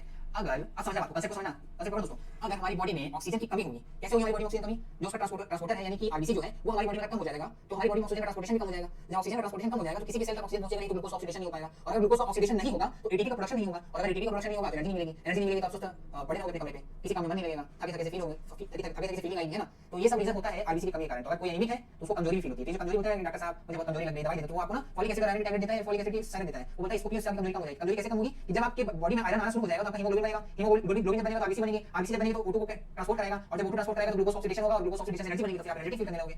आगे बात समझ में, कंसेप्ट है दोस्त, कंसेप्ट पकड़ लोगे तो आपको रटने की जरूरत नहीं पड़ेगी। तो ये सारे कैरेक्टरिस्टिक जो आरबीसी के हैं वो आपको समझ में आना शुरू हो गए होंगे। पहला कैरेक्टरिस्टिक क्या होता है कि ऑक्सीजन का कैरियर होता है। एक आरबीसी 4 ऑक्सीजन मॉलिक्यूल को कैरी कर सकता है। दूसरा कैरेक्टरिस्टिक होता है कि इसका कंपोनेंट होता है हीमोग्लोबिन, जिसमें आयरन का प्रेजेंट होता है। फिर आयरन को मेंटेन करके रखने के लिए हमें फॉलिक एसिड और विटामिन B12 का कंजप्शन करना पड़ता है, क्योंकि हम ऐसा नहीं करते तो हम एनीमिक हो सकते हैं, है ना। और हमने ये भी देखा है आरबीसी का जो शेप होता है वो बाइकॉन्केव होता है। अब आरबीसी के बारे में कुछ और बातें जानते हैं दोस्तों, समझना मेरी बात कि आरबीसी जो सेल होती है ना वो बाइकॉन्केव होती है। मैंने आपको बताया है, उसका रीजन ये होता है कि अगर आप किसी सर्कुलर सरफेस से अगर आप किसी रेक्टेंगुलर स्क्वायर या फिर क्यूबिकल सरफेस को कंपेयर करते हो तो आप ये देख पाओगे कि जो सर्कुलर सरफेस होता है या फिर स्फेरिकल सरफेस होता है उसमें सरफेस एरिया बहुत ज्यादा होती है। तो अगर किसी स्फेरिकल सरफेस में सरफेस एरिया ज्यादा हो रहा है तो इसका मतलब ये होता है कि वो ज्यादा से ज्यादा मॉलिक्यूल्स ऑफ ऑक्सीजन को ट्रैवल कर पाएगा, है ना। ये बता दिया आपको कि अगर किसी भी बॉडी का सरफेस एरिया ज्यादा है तो ज्यादा से ज्यादा किसी मॉलिक्यूल को अपने अंदर स्पेस बना पाएगा किसी चीज को ट्रैवल करने के लिए। तो आरबीसी का भी एक कंसेप्ट होता है बाइकॉन्केव होने का, कि ताकि उसका सरफेस एरिया ज्यादा बढ़ जाए और वो ऑक्सीजन के मॉलिक्यूल को ज्यादा से ज्यादा ग्रैब कर पाए, है ना। मैं सॉरी, मैं आपको बात बताना थोड़ा सा मिस्टेक गलती बता दी कि हीमोग्लोबिन जो होता है वो 4 ऑक्सीजन मॉलिक्यूल कैरी कर पाता है। आरबीसी की बात नहीं हो रही है, हीमोग्लोबिन की बात हो रही है। और ये जो आरबीसी होता है कई सारे हीमोग्लोबिन को कैरी करता है। अब समझिए बात को कि आरबीसी को ऑक्सीजन कैरी करवाना है और ऑक्सीजन कैरी कराने खूब सारे हीमोग्लोबिन को लेना पड़ेगा। तो इसने बोला कि अगर मुझे हीरो बनना है तो कुर्बानी तो देनी पड़ेगी। हर एक सुपर हीरो को अपनी कुर्बानी देनी पड़ती है, कई सारी चीजें। किसी को अपने गर्लफ्रेंड की कुर्बानी देनी पड़ती है, किसी को पेरेंट्स की कुर्बानी देनी पड़ती है सुपर हीरो बनने के लिए, किसी को फैमिली की कुर्बानी देनी पड़ती है। गांधी जी को अपना परिवार छोड़ना पड़ गया था देश के लिए सोचने के लिए, है ना। तो नरेंद्र मोदी जी ने अपनी पूरी जो बेहद जीवन है उसको छोड़ दिया देश के लिए सोचने के लिए, ऐसा उनका मानना है, मैं नहीं बोल रहा हूँ, ठीक है। ये चीज आपको समझनी पड़ेगी। अब समझना बात को कि आरबीसी होती है वो भी कुर्बानी देने के लिए तैयार होता है। तो क्या बोलता है कि चलो ऐसा करते हैं कि अगर मुझे बहुत सारी स्पेस अपने अंदर बनानी है तो मैं अपना स्ट्रक्चर जो है बाइकॉन्केव कर लेता हूं, और दूसरा मैं अपनी कैरेक्टरिस्टिक और डाल लेता हूं कि मैं अपनी बॉडी से ऐसे ऑर्गन्स को निकाल देता हूं जिनका मुझे जरूरत नहीं है। जरूरत तो है लेकिन वो ऐसे निकाल देता है क्योंकि वो बहुत सारे स्पेस ले रहे हैं। हर एक सेल में एक न्यूक्लियस होता है, ये तो आपको समझना। उसी तरह आरबीसी में न्यूक्लियस होता है। तो आरबीसी क्या करता है, इस न्यूक्लियस को अपनी बॉडी से बाहर निकाल देता है, अपने से बाहर निकाल, मुझे स्पेस चाहिए इसलिए मैं न्यूक्लियस को बाहर निकाल दे रहा हूं। उसके अंदर एक माइटोकॉन्ड्रिया भी होगा। तो क्या करेगा कि इस माइटोकॉन्ड्रिया को अपनी बॉडी से बाहर निकाल देगा, बोलता मुझे स्पेस चाहिए तो मैं माइटोकॉन्ड्रिया को बाहर निकाल दे रहा हूं। अब आरबीसी से अगर न्यूक्लियस निकल गया, माइटोकॉन्ड्रिया बाहर निकल गया, दोनों चीजें बाहर निकल गई तो आरबीसी में खूब सारा स्पेस हो गया, वो हीमोग्लोबिन को कैरी कर सकता है, खूब सारा ऑक्सीजन का ट्रांसपोर्टेशन हो सकता है। लेकिन कुर्बानी तो देनी पड़ी थी, मैंने आपको बताया कि कुर्बानी हो गई कि अब आरबीसी जो है खुद को डिवाइड नहीं कर पाएगा। किसी भी सेल को डिवाइड करने के लिए उस सेल में न्यूक्लियस का प्रेजेंट होना बहुत ज्यादा जरूरी होता है, कंपल्सरी होता है, मैंडेटरी होता है, ठीक है। तो अगर किसी सेल में न्यूक्लियस है ही नहीं उसका डिवीजन तो इम्पॉसिबल हो गया ना, समझ बात को। तो आरबीसी के साथ ये होता है उसमें न्यूक्लियस नहीं होता है, इसलिए उसका डिवीजन नहीं हो सकता है, और इसलिए एक बार बनने के बाद आरबीसी 120 डेज तक सर्वाइव करती है, उसके बाद उसकी डेथ हो जाती है। 120 डेज के बाद आरबीसी का डेथ हो जाता है। तो यहाँ से दो कैरेक्टर समझ पा रहे हैं कि आरबीसी में न्यूक्लियस नहीं पाया जाता है, दूसरा कैरेक्टर ये समझ रहे हैं कि आरबीसी 120 डेज तक ही सर्वाइव कर पाती है, उसके बाद उसकी डेथ हो जाती है। अच्छा, अब जब डेथ वाली बारे में पता चले तो हमें ये भी जानने की जरूरत है कि इसका बर्थ कहां पर होता है, कैसे होता है ना। तो अगर क्वेश्चन आया कि आरबीसी कहां पे बनती है तो आप समझ लिख लेना कि एडल्ट में आरबीसी का जो फॉर्मेशन है वो रेड बोन मैरो सेल्स में होता है। एडल्ट में आरबीसी रेड बोन मैरो बनती है, रेड बोन मैरो सेल्स में बनती है, ठीक है। और अगर जब चाइल्ड रहते हैं तो लिम्फ ऑर्गन्स जो होते हैं वहां पर बनता है, लेकिन आपसे नहीं पूछेगा चाइल्ड के बारे में, आपसे एडल्ट के बारे में पूछेगा। तो एडल्ट्स में जो आरबीसी होती है रेड बोन मैरो बनती है, ये बात आपको याद रखनी है। मैंने आपको कितने सारे कैरेक्टर्स आरबीसी बता दी, चलो एक बार रिवाइज कर लेते हैं। क्या बताया मैंने, पहले बताया कि आरबीसी का जो कलर होता है रेड होने का रीजन होता है उसमें हीमोग्लोबिन प्रेजेंट होता है, हीमोग्लोबिन में आयरन के कारण रेड कलर होता है, और ग्लोबिन प्रोटीन होता है हीमोग्लोबिन में, और हीमोग्लोबिन को मेंटेन करने के लिए हमारी बॉडी में प्रॉपर सप्लाई आयरन होना चाहिए, वो हमें फॉलिक एसिड और विटामिन B12 से मिलता है। इसके अलावा हमने ये देखा कि आरबीसी बाइकॉन्केव शेप का होता है और उसका मेजर रोल होता है ऑक्सीजन को ट्रांसपोर्ट करने में, है ना। और इसके अलावा हमने देखा कि आरबीसी में डिवीजन नहीं हो सकता है क्योंकि उसमें न्यूक्लियस प्रेजेंट नहीं होता है, और उसकी लाइफ स्पैन 120 डेज की होती है, और उसका जो प्रोडक्शन है वो रेड बोन मैरो सेल्स में होता है, ठीक है। इतनी बातें आपको आरबीसी के बारे में समझ आ गई। अगर आरबीसी के बारे में लिखने के लिए आ गया तो आप बता पाओगे क्या? बिल्कुल बता दोगे। चलो हाँ, तो दोस्तों आरबीसी के बारे में आपने पूरी बातें जान ली है, और डब्ल्यूबीसी की तरफ चलते हैं। क्या होती है डब्ल्यूबीसी, क्या क्या उनका काम होता है, कैसे वो हमारे ऊपर बॉडी में फंक्शन करते हैं, ये सारी चीजें देखते हैं फटाफट। उसके बाद प्लेलिस्ट खत्म करेंगे और उसके बाद अपन ब्लड ग्रुप पढ़ेंगे, है ना। और ब्लड ग्रुप के बाद अपन नेक्स्ट क्लास में अपन सर्कुलेटरी सिस्टम का एनाटॉमी वाला पोर्शन देखेंगे, ठीक है। तो दोस्तों ये देखो कि व्हाइट ब्लड सेल्स होती है, आप यहाँ देख पा रहे होगे कि 5 तरह के सेल्स दिखा रहे हैं व्हाइट ब्लड सेल के। तो व्हाइट ब्लड सेल में फर्दर डिवीजन होता है, पहले प्रॉपर डिवीजन समझ लो, उसके बाद आपको इसके जो 5 सेल्स का सेक्शन होगा देखेंगे। तो देखो 5 जो दो डिवीजन होता है डब्ल्यूबीसी का, डब्ल्यूबीसी का दो डिवीजन होता है। पहला होता है एक ग्रेन्युलोसाइट्स, और दूसरा होता है एक ग्रेन्युलोसाइट्स, ठीक है। तो दो चीजें होती हैं, ग्रेन्युलोसाइट्स और एक ग्रेन्युलोसाइट्स। तो कैसे कैसे काम करती है ग्रेन्युलोसाइट्स और ग्रेन्युलोसाइट्स, उसको देखते हैं कि जिन भी डब्ल्यूबीसी सेल्स में ग्रेन्यूल्स पाए जाते हैं, छोटे छोटे पैचेस आप देख पा रहे हो रेड कलर में, हल्का ग्रे कलर में है ना, ये जो ग्रे कलर के छोटे छोटे पैचेस इनको हम ग्रेन्यूल्स बोलते हैं। तो ग्रेन्यूल्स में भी एक और डिवीजन सब डिवीजन होता है, ग्रेन्युलोसाइट्स और एग्रेन्युलोसाइट्स का। तो जो ग्रेन्युलोसाइट्स होते हैं इस कैटेगरी की जो सेल्स होती हैं उनमें छोटे छोटे ग्रेन्यूल्स पाए जाते हैं, इस कारण से इनको ग्रेन्युलोसाइट्स की कैटेगरी में दिया जाता है। यानी ये तीन न्यूट्रोफिल, इस्नोफिल और बेसोफिल होते हैं, ये ग्रेन्युलोसाइट्स होते हैं। और लिम्फोसाइट और मोनोसाइट होते हैं, इनमें कोई भी ग्रेन्यूल्स नहीं पाए जाते हैं, इस कारण से इनको एक ग्रेन्युलोसाइट रखा जाता है। तो रटने वाली कोई बात नहीं, डायग्राम पे इमेजिन कर लो कि ग्रेन्युलोसाइट्स होते हैं जहां पर आपको छोटे छोटे ग्रेन्यूल्स देखने को मिलते हैं सेल के अंदर, और एक ग्रेन्युलोसाइट्स होते हैं जहां पर कोई ग्रेन्यूल्स देखने को नहीं मिलते हैं। आज आपको बात समझ इतनी बात आ गई समझ में। अब ग्रेन्युलोसाइट्स में बस ग्रेन्युलोसाइट और एग्रेन्युलोसाइट्स को इतना याद रखना है, जिनमें ग्रेन्यूल्स पाए जाते हैं उनको ग्रेन्युलोसाइट बोलते हैं, और जिनमें ग्रेन्यूल्स नहीं पाए जाते हैं वो डब्ल्यूबीसी सेल्स को एग्रेन्युलोसाइट बोलते हैं। डब्ल्यूबीसी का एक दूसरा नाम होता है, इसको अपन ल्यूकोसाइट बोलते हैं। ये नाम याद रखना, ल्यूकोसाइट लिखा गया है, ल्यूकोसाइट आप नाम याद रखने से याद रखना कि अभी मैं आपको चीज और बताऊंगा डिजीज के बारे में, तो उसमें आपको ल्यूकोसाइट का नाम याद रहेगा तो डिजीज को याद करने में आपके लिए इजी हो जाएगा। ठीक है, चलो एक एक करके अपन ग्रेन्युलोसाइट्स की पहले बात कर लेते हैं, यानी कि न्यूट्रोफिल, इस्नोफिल और बेसोफिल की बात कर लेते हैं, उसके बाद फिर अपन ग्रेन्युलोसाइट्स पढ़ेंगे। तो देखो दोस्तों, इसमें जो न्यूट्रोफिल आप देख रहे हो, इसका जो कंसंट्रेशन होता है न्यूट्रोफिल्स का वो 70% होता है पूरे डब्ल्यूबीसी में। यानी एक बात सामने निकल आ रही है कि 70% न्यूट्रोफिल्स से सबसे ज्यादा कंसंट्रेशन न्यूट्रोफिल्स का ही होता है हमारी बॉडी में डब्ल्यूबीसी के कंपैरिजन में। तो किसी डब्ल्यूबीसी में ग्रेन्युलोसाइट्स का देखा जाए कंसंट्रेशन 70% होता है, जो कि सबसे ज्यादा होता है। ठीक है, अब इसका काम क्या होता है ये देख लो। न्यूट्रोफिल्स होते हैं हमारी बॉडी में छोटे छोटे जो बैक्टीरियल इन्फेक्शन होते हैं, जैसे अगर फीवर आ गया हमें, है ना, समझ लो एक तरह से कि कोई माइनर बैक्टीरियल फीवर हमें आ गया, तो उस माइनर बैक्टीरियल फीवर में जो हमारी बॉडी रिएक्ट करती है, तो उस रिएक्शन का जो रोल प्ले होता है ना, वो इस न्यूट्रोफिल द्वारा किया जाता है। कोई माइनर बैक्टीरियल इन्फेक्शन हमारी बॉडी में होता है, उस बैक्टीरिया से जाकर लड़कर उसे मारकर हमारी बॉडी से बाहर निकालने का जो रिस्पांसिबिलिटी होता है वो न्यूट्रोफिल्स का होता है। ठीक है, ये बात आपको माइनर इन्फेक्शन से बचने के लिए हमें न्यूट्रोफिल्स की जरूरत पड़ती है। उसके बाद आ जाता है इज़ोफिल्स। इज़ोफिल्स का काम ये होता है दोस्तों कि जब भी आपकी बॉडी में कोई एलर्जिक एलिमेंट आता है, कोई एलर्जिक एलिमेंट आपकी बॉडी में इंसर्ट कर जाता है, चला जाता है, तो फिर इज़ोफिल एक्टिव हो जाती है। फॉर एग्जांपल, अगर आप रास्ते में जा रहे हो, आपके नाक में धूल उड़ के आ जाती है, तो आपको छींक आने शुरू हो जाती है, तो जो धूल वगैरह आपके नाक में आती है वो फॉरेन एलिमेंट होता है, और फॉरेन एलिमेंट आते से आपका इज़ोफिल एक्टिव हो जाता है, और आपके दिमाग को बताता है कि भैया छींको, नहीं छींको तो डस्ट जो है आपके नाक से अपने लंग्स में चला जाएगा। तो फिर इज़ोफिल की एक्टिविटी के कारण हम छींकना शुरू कर देते हैं। तो जो एलर्जिक रिस्पांस हमारी बॉडी से आता है ना, स्नीजिंग आती है या फिर आई से टीयर्स आने लगते हैं ना, या फिर पूरी बॉडी में थोड़ी सी खुजली टाइप होने लगती है, रीचिंग होती है, ये इज़ोफिल के कारण होता है। खांसी आने लगती है, वो इज़ोफिल के कारण होता है। नेक्स्ट आता है बेसोफिल्स। तो बेसोफिल्स का जो रोल होता है ना, वो रोल होता है हिस्टामिन सिक्रेशन में, हिस्टामिन सिक्रेशन और सेरोटोनिन सिक्रेशन में, सेरोटोनिन, ये दोनों जो हार्मोन्स होते हैं, ये काम क्या करते हैं कि हमारी बॉडी में जो भी चोट लगती है कभी, तो आप देखो कभी अगर कोई कट लग गया उसके चारों तरफ इन्फ्लेमेशन हो जाता है। जैसे अगर मेरे यहाँ पे चोट लग जाएगा तो मुझे उसके चोट की तरफ रेड कलर का इन्फ्लेमेशन हो जाएगा, और उसमें थोड़ा सा पेन या फिर इरिटेशन होती है ना, तो वो इरिटेशन होना और जो इन्फ्लेमेशन होता है वो दोनों काम जो है बेसोफिल के थ्रू ही होता है। हिस्टामिन और सेरोटोनिन जो होते हैं ना, वो इन्फ्लेमेशन और सेरोटोनिन इन्फ्लेमेशन करता है, और हिस्टामिन हमारे उस चोट के आसपास इरिटेशन करता है। एक्चुअली ये इरिटेशन नहीं करते हैं, हमारे उस चोट वाली जगह से इंजर्ड प्लेस से कोई फॉरेन एजेंट एंटर ना कर जाए बॉडी में, वो बचाने की गार्ड की तरह काम करते हैं। तो वहां पर बैक्टीरिया को किल करने का काम जो हिस्टामिन सेरोटोनिन करते हैं, वो दोनों जो रोल प्ले किया था वो बेसोफिल के हिस्टामिन सेरोटोनिन द्वारा किया जाता है, जो कि हमें इरिटेशन और स्वेलिंग के रूप में दिखाई देती है। तो जो माइनर इंजरी हमारी बॉडी में हो जाती है, जैसे अगर आपकी बॉडी से अगर एक जो हेयर है वो टूट जाता है, रोमा टूट जाता है, तो वहां पर एक इंजरी हो जाती है, वो इंजरी जो होती है इसी बेसोफिल के कारण होती है। ऐसी वो इंजरी नहीं होती है, वहां पर बैक्टीरियल इन्फेक्शन होना शुरू हो जाता है, उस बैक्टीरिया से लड़ने के कारण हमारा हिस्टामिन रिलीज होता है, सेरोटोनिन रिलीज होता है, और बैक्टीरिया को किल करके उसको पस के फॉर्म में हमारी बॉडी से बाहर निकालता है। ठीक है, आज बात समझ में। तो न्यूट्रोफिल्स, इज़ोफिल्स और बेसोफिल के कैरेक्टरिस्टिक्स मैंने आपको बता दिए। रही बात लिम्फोसाइट्स और मोनोसाइट्स की, तो वो भी अपन देख लेते हैं, उनका भी क्या रोल होता है हमारी बॉडी में, ये भी अपन समझ लेते हैं। दोस्तों, जब मैं आपको इम्यूनिटी सिस्टम पढ़ाऊंगा तो मैं आपको बताऊंगा कि हमारी बॉडी में इम्यूनिटी किस तरह की होती है, कौन सी इम्यूनिटी पाई जाती है, और उनमें कौन से इम्यूनिटी से कौन सा जर्म मरता है और कौन सा पर्टिकुलर बॉडी ऑर्गन अफेक्टेड होता है। ठीक है, ये अपन पढ़ेंगे जब अपन इम्यूनिटी सिस्टम पढ़ेंगे। लेकिन फिलहाल अगर मुझे मोनोसाइट्स और लिम्फोसाइट्स को पढ़ाना है, थोड़ी बेसिक नॉलेज आपको मैं दे दूं कि होता क्या है कि लिम्फोसाइट जो होती है ना, ये हमारी बॉडी में दो तरह की इम्यूनिटी देती है, एक तो होती है सेल इम्यूनिटी, ह्यूमरल इम्यूनिटी। तो लिम्फोसाइट्स की बात मैं करूंगा तो देखो ये होती है दो तरह की इम्यूनिटी देती है, cell B lymphocyte immunity, B lymphocyte lympho, और दूसरी होती है टी लिम्फो। ठीक है, तो जो बी लिम्फो होती है हमारी बॉडी में, ये ह्यूमरल इम्यूनिटी पहुंचाती है, ह्यूमरल, और जो टी लिम्फोसाइट होती है वो सेलुलर इम्यूनिटी देती है। कैसे? जो टी लिम्फोसाइट होती है खुद जाकर किसी फॉरेन एजेंट से लड़ना शुरू कर देती है ना, सेल्फ फाइटिंग। और जो बी लिम्फोसाइट होती है वो एंटीबॉडी बनाती है, एंटीबॉडी बनाती है उस फॉरेन एजेंट के एंटीजन के अगेंस्ट। क्या होता है एंटीजन? हर एक सेल के ऊपर ना एक पर्टिकुलर स्ट्रक्चर बना होता है जिसे पर एंटीजन बोलते हैं, मार्किंग होती है, उस सेल की मार्किंग होती है वो एंटीजन, उस एंटीजन से ही वो सेल हमारी बॉडी में अटैच होता है और फिर रिएक्शन शुरू करता है। तो क्या करता है लिम्फोसाइट? एंटीबॉडी नाम का केमिकल एजेंट बनाता है जो कि उस एंटीजन से जाकर अटैच होता है और फिर उस सेल का फर्दर सप्लाई जो है बंद कर देता है, और वो एंटीजन और वो cell due to starvation death कर जाती है। तो बी लिम्फोसाइट जो होती है वो एंटीजन बनाती है, और टी लिम्फोसाइट जो होती है खुद जाकर सेल के साथ लड़ाई करती है ना। तो बी लिम्फोसाइट हमें ह्यूमरल इम्यूनिटी प्रोवाइड करती है और टी लिम्फोसाइट हमें सेलुलर इम्यूनिटी प्रोवाइड करती है। तो लिम्फोसाइट्स का रोल हो गया जो एक ग्रैन्युलोसाइट्स होते हैं। इसके बाद एक और चीज आपके सामने दिख रही होगी, मोनोसाइट्स। तो मोनोसाइट्स जो होते हैं वो हमारी बॉडी में बड़ी बड़ी जो डिजीज होती है उनसे लड़ने में हेल्प करते हैं। समझना आपको, अगर आपको 3-4 महीने से फीवर आ रहा है ना, तो आपकी बॉडी में मोनोसाइट्स का कंसंट्रेशन बहुत ज्यादा होगा। ठीक है, लेकिन अगर आपकी बॉडी में सिर्फ 1-2 दिन फीवर आ रहा है तो आपकी बॉडी में न्यूट्रोफिल्स का कंसंट्रेशन ज्यादा होगा, है ना। तो शॉर्ट टर्म फीवर में, शॉर्ट टर्म डिजीज में न्यूट्रोफिल्स ज्यादा होते हैं, और लॉन्ग टर्म डिजीज में मोनोसाइट्स ज्यादा होते हैं। तो मोनोसाइट्स जो होते हैं वो तब हमारी बॉडी में एक्सिस्ट होते हैं जब कई महीनों से बीमार पड़े हो और न्यूट्रोफिल से काम ना कर रहा हो। तो बड़ी बड़ी डिजीज का डायग्नोसिस मोनोसाइट्स की प्रेजेंस से ही होता है। मोनोसाइट्स काम कैसे करते हैं समझना आपको, ये एक समझ फॉरेन बैक्टीरिया है ना, मोनोसाइट्स के पास करीब धीरे से आएगा, बैक्टीरिया पता चलेगा मोनोसाइट्स के पास आ रहा है, थोड़ी देर बाद देखोगे कि ये बैक्टीरिया के चारों तरफ से सराउंडिंग बना लेगा धीरे से, बड़े प्यार से। फिर उसके बाद देखोगे कि पूरे बैक्टीरिया को कवर कर लिया। अब जब बैक्टीरिया कवर कर लिया तो बैक्टीरिया को के साथ हो गया कांड, बैक्टीरिया निपट गया क्योंकि उसको सब फूड सप्लाई बंद हो गई, मोनोसाइट्स को मार देगा और बाहर निकाल देगा। लेकिन अगर बैक्टीरिया की ग्रोथ रेट मोनोसाइट्स की ग्रोथ रेट से ज्यादा तेज होती है तो फिर क्या है कि मोनोसाइट्स हमारी बॉडी को डिफेंड नहीं कर पाता है, फिर हमें बाहर से एंटीबायोटिक्स लेनी पड़ती है ना। तो समझो आपको जो मोनोसाइट्स होते हैं वो बड़ी बड़ी बीमारी होती है, जैसे कैंसर हो गया, टीबी हो गया, इन सब बीमारियों में ना मोनोसाइट्स का सिक्रेशन ज्यादा होता है। तो हम क्या बोलते हैं, किसी भी पेशेंट को डॉक्टर के पास जाता है तो वो बोलता है कि हमें बुखार आ रही है, डॉक्टर पूछता है कितने दिन बुखार आ रही है, तो वो बताता है कि 1 महीना 2 महीना 3 महीना, है ना। तो डॉक्टर उसका फिर सीबीसी टेस्ट कराता है ना, सीबीसी टेस्ट कराता है तो सीबीसी टेस्ट में वो देखते हैं कि मोनोसाइट्स का कंसंट्रेशन कितना है। तो अगर मोनोसाइट्स का कंसंट्रेशन बढ़ा हुआ है तो उसको मतलब कोई मेजर डिजीज होगी। वो जो मेजर डिजीज होती है तो वो हो सकता है कैंसर हो सकता है उसे एड्स हो, या फिर हो सकता है कि कोई ऐसी डिजीज हो जो कि क्योरेबल ना हो, है ना। तो ऐसी कंडीशन में मोनोसाइट सिक्रेशन डायग्नोस कर देता है कि पर्सन में कौन सी डिजीज है। तो सीबीसी कंप्लीट ब्लड काउंट जिसको बोलते हैं अपन, है ना, कंप्लीट ब्लड काउंट सीबीसी, तो उसमें अपन न्यूट्रोफिल्स कंसंट्रेशन भी देखते हैं मोनोसाइट्स। अगर ये बढ़ा हुआ है तो शॉर्ट टर्म बीमारी है, ये बढ़ा लॉन्ग टर्म बीमारी है। लॉन्ग टर्म बीमारी से मैं आपको बता दूं कि excess of production of WBC represent a condition that is called as leukaemia. मैंने आपको थोड़ी पहले बताया था कि व्हाइट ब्लड सेल का नाम ल्यूकोसाइट याद रख लो कि जब भी व्हाइट ब्लड सेल का कंसंट्रेशन हमारी बॉडी में ज्यादा होता है तो ऐसी कंडीशन को डायग्नोस किया जाता है ल्यूकेमिया के फॉर्म में, ल्यूकेमिया। इंपॉर्टेंट ये तरह का कैंसर होता है। कैंसर का कैरेक्टरिस्टिक्स होता है कि अनकंट्रोल्ड डिवीजन ऑफ सेल। अगर कैंसर को आप डिफाइन करना हो, एक लाइन में बोलना है कि uncontrolled division of cell is called as cancer. तो अगर डब्ल्यूबीसी का अनकंट्रोल्ड डिवीजन होगा तो excess amount of WBC cells हमारी बॉडी में मिलेंगी, और अगर excess amount of WBC cells हमारी बॉडी में मिलती है तो वो कैंसर का एक सिम्पटम हो सकता है। और डब्ल्यूबीसी में होने वाले कैंसर को अपन बोलते हैं ल्यूकेमिया। और ये बात समझ में रखने ऐसा कुछ भी नहीं है, excess of cancer cells leukaemia हो जाता है, ल्यूकोसाइट डब्ल्यूबीसी को बोलते हैं। ये तो डब्ल्यूबीसी की कहानी। अब आते हैं अपन प्लेटलेट्स पे। तो दोस्तों मैं आपको बता दूं प्लेटलेट्स का सबसे मेजर रोल जो होता है वो होता है हमारी बॉडी में ब्लड को क्लॉट करने का, है ना। प्लेटलेट्स का जो मेजर रोल होता है हमारी बॉडी में ब्लड को क्लॉट करने का होता है ना। मैं थोड़ा सा क्लियर कर दूं ताकि समझाने थोड़ा इजी हो जाए मुझे भी आपको, ठीक है। तो प्लेटलेट्स का जो मेजर रोल होता है हमारी बॉडी में वो ब्लड में क्लॉटिंग का होता है। क्लॉटिंग मतलब अभी आपको जो चोट लगी तो आप देखते हो कि थोड़ी देर बाद काला काला सा जम जाता है हमारी बॉडी में, चोट पर खून आना बंद हो जाता है। तो ये काला थक्का जम रहा है किसी को क्लॉटिंग होती है, और क्लॉटिंग का जो रोल है प्लेटलेट द्वारा प्ले किया जाता है। ऐसा नहीं कि हमारी बॉडी आउटसाइड इंजरीज में प्लेटलेट रोल प्ले करता है, जैसे बॉडी के अंदर भी हमारी बॉडी में एक्सेस ऑफ ब्लीडिंग होने पर इसलिए प्लेटलेट बहुत मेजर रोल प्ले करता है। तो ये कैसे होता है मैं आपको बताता हूं। कैपिलरीज में transportation of exchange of gases और न्यूट्रिएंट्स होता है, उस टाइम चांसेस ये होते हैं कैपिलरी से ब्लड का जो सिक्रेशन वो भी हो जाए हमारे सेल्स में, तो वो नहीं हो पाता क्योंकि प्लेटलेट जो है वहां पर हमारे ब्लड को क्लॉट कर देता है। तो हमारा ब्लड बह नहीं पाता। अगर प्लेटलेट्स हमारी बॉडी में कम हो जाएंगे तो हमारी इंटरनल ब्लीडिंग शुरू हो जाएगी, कभी-कभी तो मुझे खून जाने लगता है प्लेटलेट्स अकाउंट कम हो जाता है डेंगू वगैरह में, है ना।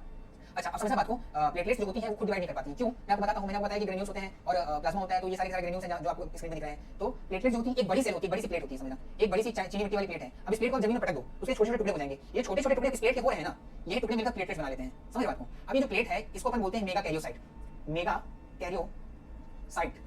तो जो प्लेटलेट्स होते हैं वो मेगा कैरियोसाइट के टुकड़े होते हैं। अब किसी सेल का टुकड़ा फर्दर डिवीजन नहीं कर सकता है, समझ रहे हो। हमारे हाथ को काट के बाहर निकाल दो तो क्या हमारा हाथ डिवाइड कर जाएगा? नहीं करेगा डिवाइड ना। लेकिन हम ऐसा पूरे रहेंगे तो हम अपने बच्चों को प्रोड्यूस कर सकते हैं, रिप्रोडक्शन कर सकते हैं। लेकिन हमारे हाथ को काट के निकाल दो तो क्या हमारा हाथ खुद से रिप्रोड्यूस कर सकता है? क्या नहीं ना। वैसे मेगा कैरियोसाइट को अगर ऐसा होल रखोगे तो डिवाइड कर लेगा, लेकिन अगर उसको छोटे टुकड़ों में बांट दोगे ग्रेन्यूल्स के फॉर्म में तो वो डिवीजन नहीं कर सकते। इसका मतलब ये होता है कि प्लेटलेट्स को डिवाइड नहीं कर सकते। दो कैरेक्टरिस्टिक्स ऑफ प्लेटलेट पता चली। पहली ये हमारा ब्लड क्लॉट करने में हेल्प करते हैं, दूसरी ये डिवाइड नहीं कर सकते हैं। तीसरी बात समझना कि ब्लड क्लॉटिंग में प्लेटलेट्स जो है 13 फैक्टर्स का इस्तेमाल करता है। बड़ी लंबी प्रोसेस होती है, आपको प्रोसेस नहीं समझना है, बस याद रखो कि 13 फैक्टर्स में यूज किए जाते हैं, साथ में इसमें सोडियम का भी यूज होता है। तो दो चीजें आपको याद रखनी है कि प्लेटलेट्स में क्लॉटिंग के 13 फैक्टर्स का यूज किया जाता है और उसको थ्रोम्बोसिस बोलते हैं। प्लेटलेट्स से जो क्लॉटिंग होता है तो थ्रोम्बोसिस बोलते हैं और उसमें सोडियम का इस्तेमाल किया जाता है, ठीक है। आप टेंशन मत लो, नोट करना चाहो तो कर लो, नहीं नोट करोगे तभी हम आपको नोट्स प्रोवाइड करा देंगे। वीडियो के लिंक में आपको नोट्स मिल जाएगा। वीडियो के लिंक में आपको हमारा टेलीग्राम का लिंक मिलेगा, उस टेलीग्राम चैनल को ज्वाइन करने के बाद आपको टाइम टू टाइम लेक्चर्स के अपडेट और नोट्स के अपडेट आपको देते रहेंगे। तो हमारे टेलीग्राम चैनल को जरूर ज्वाइन करें, ठीक है। चलो तो तीन ब्लड सेल्स मैंने आपको बता दी, red blood cells, white blood cells और प्लेटलेट्स। इनमें से रेड ब्लड सेल और प्लेटलेट्स जो डिवाइड नहीं करते हैं और व्हाइट ब्लड सेल्स जो है वो डिवाइड करते हैं, है ना। तो व्हाइट ब्लड सेल डिवाइड होने के कारण जो ब्लड में जो कैंसर की डिजीज होती है वो व्हाइट ब्लड सेल से ही होती है। ये बात आपको याद रखनी है कि हमारी बॉडी में अगर कैंसर होता है, ल्यूकेमिया होता है तो व्हाइट ब्लड सेल से ही होता है, रेड ब्लड सेल या फिर प्लेटलेट से नहीं होता है। ये बात आपको ध्यान में रखनी है। चलो नेक्स्ट बढ़े अपन आगे, ठीक है आगे बढ़ते हैं। अब देखो ये तो यहाँ तो सीन क्रिएट हो गया, अब बता दिया ना आरबीसी डब्ल्यूबीसी, ठीक है। हाँ अब आरबीसी बारे में कुछ और बात आप जान लो कि देखो होता क्या है कि कुछ कंट्रीज हैं, अफ्रीकन कंट्रीज समझ लें, अफ्रीकन कंट्रीज बहुत अंडर डेवलप होती है ना, यहाँ पे डेवलपमेंट नहीं होता, डेवलपमेंट ना के बराबर है। यहाँ हेल्थ इंफ्रास्ट्रक्चर बहुत खराब होता है, हेल्थ इंफ्रास्ट्रक्चर बहुत लो होता है। तो अगर हेल्थ इंफ्रास्ट्रक्चर होता है तो डिजीज बहुत सारी होती है। तो वहाँ पे मलेरिया का जो केसेस है बहुत ज़्यादा आते हैं, मलेरिया के केसेस जो है अफ्रीकन कंट्रीज में बहुत ज़्यादा होते हैं। तो अभी क्या हुआ, जहाँ पे मलेरिया केसेस बहुत ज़्यादा आते हैं वहाँ पर लोगों के ब्लड में जेनेटिक चेंज हुआ। जेनेटिक जब पढ़ेंगे तो बताएंगे क्या चेंज आया था। जेनेटिक चेंज ये हुआ कि इनका जो आरबीसी एल्फा लीवर की तरह दिखता था वो उसका स्ट्रक्चर चेंज हो गया, और स्ट्रक्चर चेंज करके ना वो सिकल सेल की तरह हो गया। सिकल मतलब ये होता है कि हंसिया बोलते हैं सिकल को, देखो ऐसी गंडी होती है, ऐसा उसमें ऐसा निकला होता है सिकल। तो सिकल जो होता है आपको मतलब कहाँ यूज होता है, जब गांव में किसान लोग अनाज खेत उगाते हैं उसका जो पेड़ फसल काटने जाते हैं, फसल काटने के लिए जिस इंस्ट्रूमेंट का यूज होता है ना उसको अपन हंसिया बोलते हैं, उसी को अंग्रेजी में सिकल बोलते हैं। तो जो सिकल होता है इसके शेप में अगर आरबीसी का साइज हो जाता है, शेप हो जाता है एल्फा लीवर टॉपिक की जगह पे, जिसको अपन सिकल सेल एनीमिया आरबीसी बोलते हैं। अब इस सिकल सेल आरबीसी का सिचुएशन ऐसा होता है, समझना बात को, कि सिकल सेल होने के कारण इसमें जो है ये ब्लड हमारे ब्लड वेसल में ट्रैवल नहीं कर सकती है, हमारे ब्लड वेसल में ट्रैवल कर सकती है। अगर ये इस तरह रहती तो इसको ट्रैवल करने में दिक्कत नहीं होती है ब्लड वेसल में, क्योंकि ऐसे श्वास की तरफ फ्लो कर जाती है। लेकिन अगर आप इसको सिकल सेल कर दोगे ऐसे कर दोगे तो यहाँ पे ट्रैवल नहीं कर पाएगी, ट्रैवल नहीं कर पाएगी तो इसका जो न्यूट्रिशन वो पूरा नहीं हो पाएगा, और इस कारण से ये लाइफ स्पैन कम हो जाती है। सिकल सेल होने के कारण आरबीसी की लाइफ स्पैन 45 डेज की रह जाती है ना। मलेरिया जो होता है एक पैरासाइट प्रोटोजोआ होता है, मलेरिया का प्रोटोजोआ होता है। तो जिस प्रोटोजोआ से मलेरिया होती है स्पोरोसाइट से मलेरिया पैरासाइट, तो वो प्रोटोजोआ होता है। तो मलेरिया का जो पैरासाइट होता है वो हमारी बॉडी में जाके आरबीसी पे अटैक करता है और आरबीसी को पे अटैक करने के बाद हमारी बॉडी में चारों तरफ फैल जाता है। अब उसकी लाइफ स्पैन आरबीसी की जैसे ही 120 डेज तक ऑलमोस्ट चलती है। तो जब हमारी आरबीसी 45 दिन में डेथ कर जाएगी तो क्या मलेरिया का पैरासाइट जो आरबीसी पे सर्वाइव कर रहा था वो जिंदा रह पाएगा? क्या नहीं ना, वो मर जाएगा। तो जिस पर्सन में मलेरिया इन्फेक्शन होने वाला हो उसमें अगर उसके आरबीसी सिकल सेल के कैरेक्टर में आ जाते हैं तो उसको मलेरिया नहीं होता है, क्योंकि उसका पैरासाइट जो है बॉडी में सर्वाइव नहीं कर पाता है। यही कारण होता है कि जिन अफ्रीकन पीपल को सिकल सेल एनीमिया होती है उनको क्या बोलते हैं, मलेरिया नहीं होता है। अब एनीमिया नहीं इसलिए बोल रहा हूँ क्योंकि 45 डेज तक आरबीसी आपकी डेथ कर जा रही है, लेकिन उसका प्रोडक्शन जो आरबीसी के हिसाब से हो रहा है कि वो तो 120 दिन तक चलने वाली है। इसका मतलब ये है कि हमारी बॉडी एनीमिया हो जाएगी, लैक ऑफ आरबीसी हो जाएगा, क्योंकि 45 डेज अगर माइनस कर दो तो ऑलमोस्ट 85 डेज का अंतर आ रहा है। 85 डेज तक हमारे पास आरबीसी नहीं रहेगी तो हम एनीमिक हो जाएंगे। इसीलिए इस तरह के आरबीसी होने के कारण इसकी डिजीज का नाम हो गया सिकल सेल एनीमिया। तो अगर आपसे पूछता है कि सिकल सेल एनीमिया क्या होती है तो बता पाओगे lack of RBC due to change in the shape of RBC from biconcave to the sickle cell, है ना। अगर इतनी आंसर आप लिखते हो तो आप इसको बता पाओगे कि सिकल सेल एनीमिया क्या होता है और कहां पाया जाता है। ये तो mostly it could be seen in the African countries where there is high danger situation of malaria, है ना। ये चीज अगर आप लिखोगे तो आपका आंसर थोड़ा ठीक-ठाक हो जाएगा। चलो नेक्स्ट अब देखते हैं ब्लड ग्रुप क्या होता है। दोस्तों मैं आपको बताता हूं कि मैंने आपको बताया था एंटीजन क्या होता है। हमारे ब्लड पर एक मार्कर होता है ना, हमारे ब्लड के आरबीसी में एक मार्कर होता है। तो ये जो मार्कर होते हैं इस तरह से कुछ होते हैं, है ना। अब समझना आपको कि हर एक मार्कर जो होता है मैं उसको रेड पेन से ऐसे डार्क कर दे रहा हूँ, तो आपको थोड़ा समझ में हो जाएगी। जब पहले क्या हुआ, आदमी का एक बार एक्सीडेंट हो गया है ना, आज से 100 साल पहले एक बंदे एक्सीडेंट हुआ, खून बहा, डॉक्टर ने बोला यार जानवरों के भी लाल रंग का खून होता है, ऐसा करते जानवरों का खून जो है इस बंदे में चढ़ा देते हैं। तो उन्होंने जानवरों का खून बंदे में चढ़ा दिया, 15 मिनट बाद उस बंदे की डेथ हो गई। डॉक्टर ने बोला यार कांड हो गया। फिर क्या करते हैं, बोलते हैं नेक्स्ट टाइम देखते हैं, अगली बार दूसरे बंदे का एक्सीडेंट हुआ तो फिर उसको बोले कि यार जानवरों का खून से तो मर जाता है, तो मैंने ऐसा करते हैं कि इंसानों का खून चढ़ाते हैं। उन्हें रैंडम किसी 10% का खून निकाला और उस बंदे में चढ़ा दिया, सुबह होते होते मर गया। डॉक्टर ने बोला फिर कांड हो गया, हमारे सीखने के चक्कर में लोगों की जान चली जा रही है। ऐसे बहुत देखते हैं, बहुत देखते रिसर्च में निपटने के बाद भी डॉक्टर को पता चले कि यार अपन को ना देखना पड़ेगा कि होता क्या है जो किसी के खून से मर जा रहे हैं। उन्हें क्या किया कि फैमिली मेंबर किसी का खून लेकर ट्रांसफर किया, तो इस ट्रांसफ्यूजन में बंदा बच गया। बोले अच्छा फैमिली मेंबर का खून देने से बच जा रहे हैं, तो दूसरे फैमिली मेंबर डाला तो बंदा मर गया। तो बोले यार ये तो गड़बड़ हो गई, तो ये भी कंसेप्ट काम कर रहा है। तो उनके पास समझ आ गई कि किसी फैमिली मेंबर का खून जो है वो इंपैक्ट डाल रहा है, क्या बोलते हैं ब्लड को सक्सेसफुल ट्रांसफ्यूजन में, और दूसरे फैमिली मेंबर सक्सेसफुल नहीं हो पा रहे हैं। तो फिर उन्होंने दूसरे फैमिली मेंबर का जो जिसका ब्लड ट्रांसफ्यूजन सक्सेसफुल हो रहा है उसका ब्लड निकाल कर टेस्ट किया, तो उनको पता चला स्क्रीन पे आप देखो कि ये जो उसका जो मार्कर होता है वो मार्कर के कारण जो है इंपैक्ट आ रहा है। तो उन्हें अल्फाबेटिकल ऑर्डर में जो पहला मार्कर ढूंढा उसका अल्फाबेटिकल ऑर्डर में नाम रख दिया ए। उन्हें एक चीज और देखी कि इस मार्कर के बगल में एक और हथियार बैठा हुआ है जो कि इस मार्कर से अलग है, लेकिन उसका मतलब एंटी, इस मार्कर का एंटी लेकिन किसी दूसरे वाले मार्कर के लिए, तो इन्हें इसका एंटी मार्कर बी नाम रख दिया है ना। तो जो प्रोमिनेंट मार्कर था उसका नाम इन्हें एंटीजन रख दिया, और जो मार्कर को मारता था उसका नाम इन्हें एंटीबॉडी रख दी। तो डायग्राम से एक बात तो समझ जाओ कि जिस भी आरबीसी में अगर एंटीजन ए का मिलता है तो उसमें एंटीबॉडी बी की ही मिलेगी। आगे बात आपको समझ में, अगर किसी आरबीसी में एंटीजन ए का है तो उसमें एंटीबॉडी बी की रहेगी। इसी तरह वाइस वर्सा होगा, अगर किसी में एंटीजन बी है तो उस बॉडी पे एंटीजन बॉडी जो है ए का होगा। तब यही कांसेप्ट जो है ब्लड का ग्रुपिंग डिसाइड करने में हेल्प करता है। ठीक है, कैसे समझ आपको कि अगर कोई बंदे का ब्लड ग्रुप ए है ना, इसका मतलब हो गया कि उसके बॉडी में जो आरबीसी है उसमें जो एंटीजन होगा वो ए होगा, ए एंटीजन होगा है ना। अगर उसका ब्लड ग्रुप बी है तो उसके बॉडी में जो ब्लड होगा आरबीसी जो होगा उसमें जो एंटीजन होगा वो बी होगा, बी एंटीजन। ये बात आपको आगे समझ में आई हो। अब समझो बात को, अब क्यों एक दूसरे का ब्लड नहीं चढ़ा सकते ए वाले को बी को और बी वाले को, क्योंकि जैसे मैंने आपको बताया कि अगर यहाँ पर एंटीबॉडी है ए वाली एंटीबॉडी, तो ये क्या करेगी, जैसे ही मैं ये वाला आरबीसी इसको दूंगा तो इसकी एंटीबॉडी इस वाले एंटीजन को निपटा देगी और इसकी एंटीबॉडी इस वाले एंटीजन को निपटा देगी, तो दोनों में लड़ाई हो जाएगा, दोनों दूसरे को मार देंगे। आरबीसी खत्म हो जाएगी तो ऑक्सीडेंट लगेगा, आरबीसी मर जाएगा। तो इसीलिए क्या है कि दूसरे ब्लड ग्रुप को अपन तो किसी भी रैंडम पर्सन में चढ़ा नहीं सकते, सेम ब्लड ग्रुप चढ़ाना होता है। अब बात निकल जाती है कि फिर और भी कुछ एक्सेप्शन होगा, मास्टर भी बता देता है ना, तो बता देता है मास्टर, तो समझ लो। तो देखो दोस्तों ऐसा होता है कि किसी किसी में ऐसे भी कंडीशन आते हैं कि उनकी जो एंटीजन है, हाँ तो एक आरबीसी समझ लो, एक ही आरबीसी हो गई है ना, ये आरबीसी हो गई। यहाँ पर ना तो एक एंटीजन मिल रहा है ना ही बी का एंटीजन मिल रहा है ना। अगर किसी आरबीसी में ना तो एक एंटीजन है ना ही बी का एंटीजन है, तो उस आरबीसी का सिचुएशन क्या हो जाएगा मुझे बताओ। ठीक है, अगर किसी आरबीसी में ना तो एक एंटीजन मिल रहा है ना ही बी का एंटीजन मिल रहा है, यानी कि वो एंटीजन, ऐसे कंडीशन में क्या होगा मुझे बताओ। ऐसी कंडीशन ये होगा कि इस आरबीसी के अगेंस्ट कोई भी एंटीबॉडी काम नहीं करेगी अगर ये आरबीसी दूसरे किसी ब्लड में चढ़ाया जाता है तो, है ना। जैसे अगर मेरा ब्लड ग्रुप ए बी है और मुझे अगर ये वाली ब्लड ग्रुप चढ़ा दिया गया जिसमें कोई भी एंटीजन नहीं है, तो क्या मेरा ब्लड इस वाले ब्लड को मारेगा? क्या नहीं मारेगा ना। तो इस ब्लड के साथ हमारा ब्लड सिंक अप कर जाएगा, और जब सिंक अप कर जाएगा तो हमारी बॉडी जो है ब्लड को एक्सेप्ट कर लेगी। फिर चाहे कोई भी ग्रुप का ब्लड हो, ए हो बी हो ए बी हो ओ हो, वो कोई ब्लड ग्रुप का ब्लड हो, वो सारे के सारे इसको एक्सेप्ट कर लेंगे क्योंकि इसमें कोई भी एंटीजन नहीं है। तो अगर इसका एंटीजन नहीं है जिसको किसी दूसरे ब्लड वाला अटैक नहीं करेगा, है ना, तो इस कारण से इसको अपन यूनिवर्सल डोनर बोल देते हैं, यूनिवर्सल डोनर। और इस ब्लड ग्रुप को बोलते हैं ओ ग्रुप। ठीक है, इसी तरह यूनिवर्सल एक्सेप्टर का भी कंसेप्ट आता है। अगर कोई ब्लड ग्रुप, अगर कोई आरबीसी है जिसमें दोनों एंटीजन होते हैं, एंटीजन ए भी होता है और एंटीजन बी भी होता है, अगर किसी ब्लड ग्रुप में दोनों एंटीजन होते हैं तो उसको अपन बोलते हैं देखो अभी क्या है कि इसके पास दोनों एंटीजन है तो इस पे कोई एंटीबॉडी नहीं होगी। समझना आपको, अगर ए एंटीबॉडी बना देता या फिर बी एंटीबॉडी बना देता तो अपने को ही डिस्ट्रॉय कर लेता, क्योंकि इसमें दोनों एंटीजन ए भी है और बी भी है। यही कारण है कि इसमें ना तो एंटीबॉडी ए है और ना ही एंटीबॉडी बी है। तो एंटीबॉडी ए एंटीबॉडी ए दोनों होने के कारण क्या होता है कि ये ना किसी भी तरह के ब्लड को अपने पास एक्सेप्ट कर लेता है, क्योंकि ये इसके ऊपर कोई भी एंटीजन अटैक नहीं कर पाएगा और ये किसी दूसरे एंटीजन पर अटैक नहीं करेगा, क्योंकि दोनों एंटीबॉडीज नहीं फॉर्म होती है ना, दोनों एंटीजन के अंदर है लेकिन कोई एंटीबॉडीज के अंदर फॉर्म नहीं होती है। इस कारण से इस एंटीजन ये ब्लड आरबीसी जो है दूसरे वाले आरबीसी के साथ लड़ाई नहीं करेगा। तो इस कारण से ये जो ब्लड ग्रुप होता है ए बी ब्लड ग्रुप, ये यूनिवर्सल एक्सेप्टर हो जाता है, यूनिवर्सल एक्सेप्टर। तो दो बातें निकल कर आ गई कि यूनिवर्सल एक्सेप्टर का बताना हो तो ये बताओ क्यों, क्योंकि उसमें दोनों एंटीजन पाए जाते हैं और भी, और यूनिवर्सल डोनर बताना होगा तो आपको बताओ कि उसमें कोई भी एंटीजन नहीं है, ना ही ए और ना ही बी।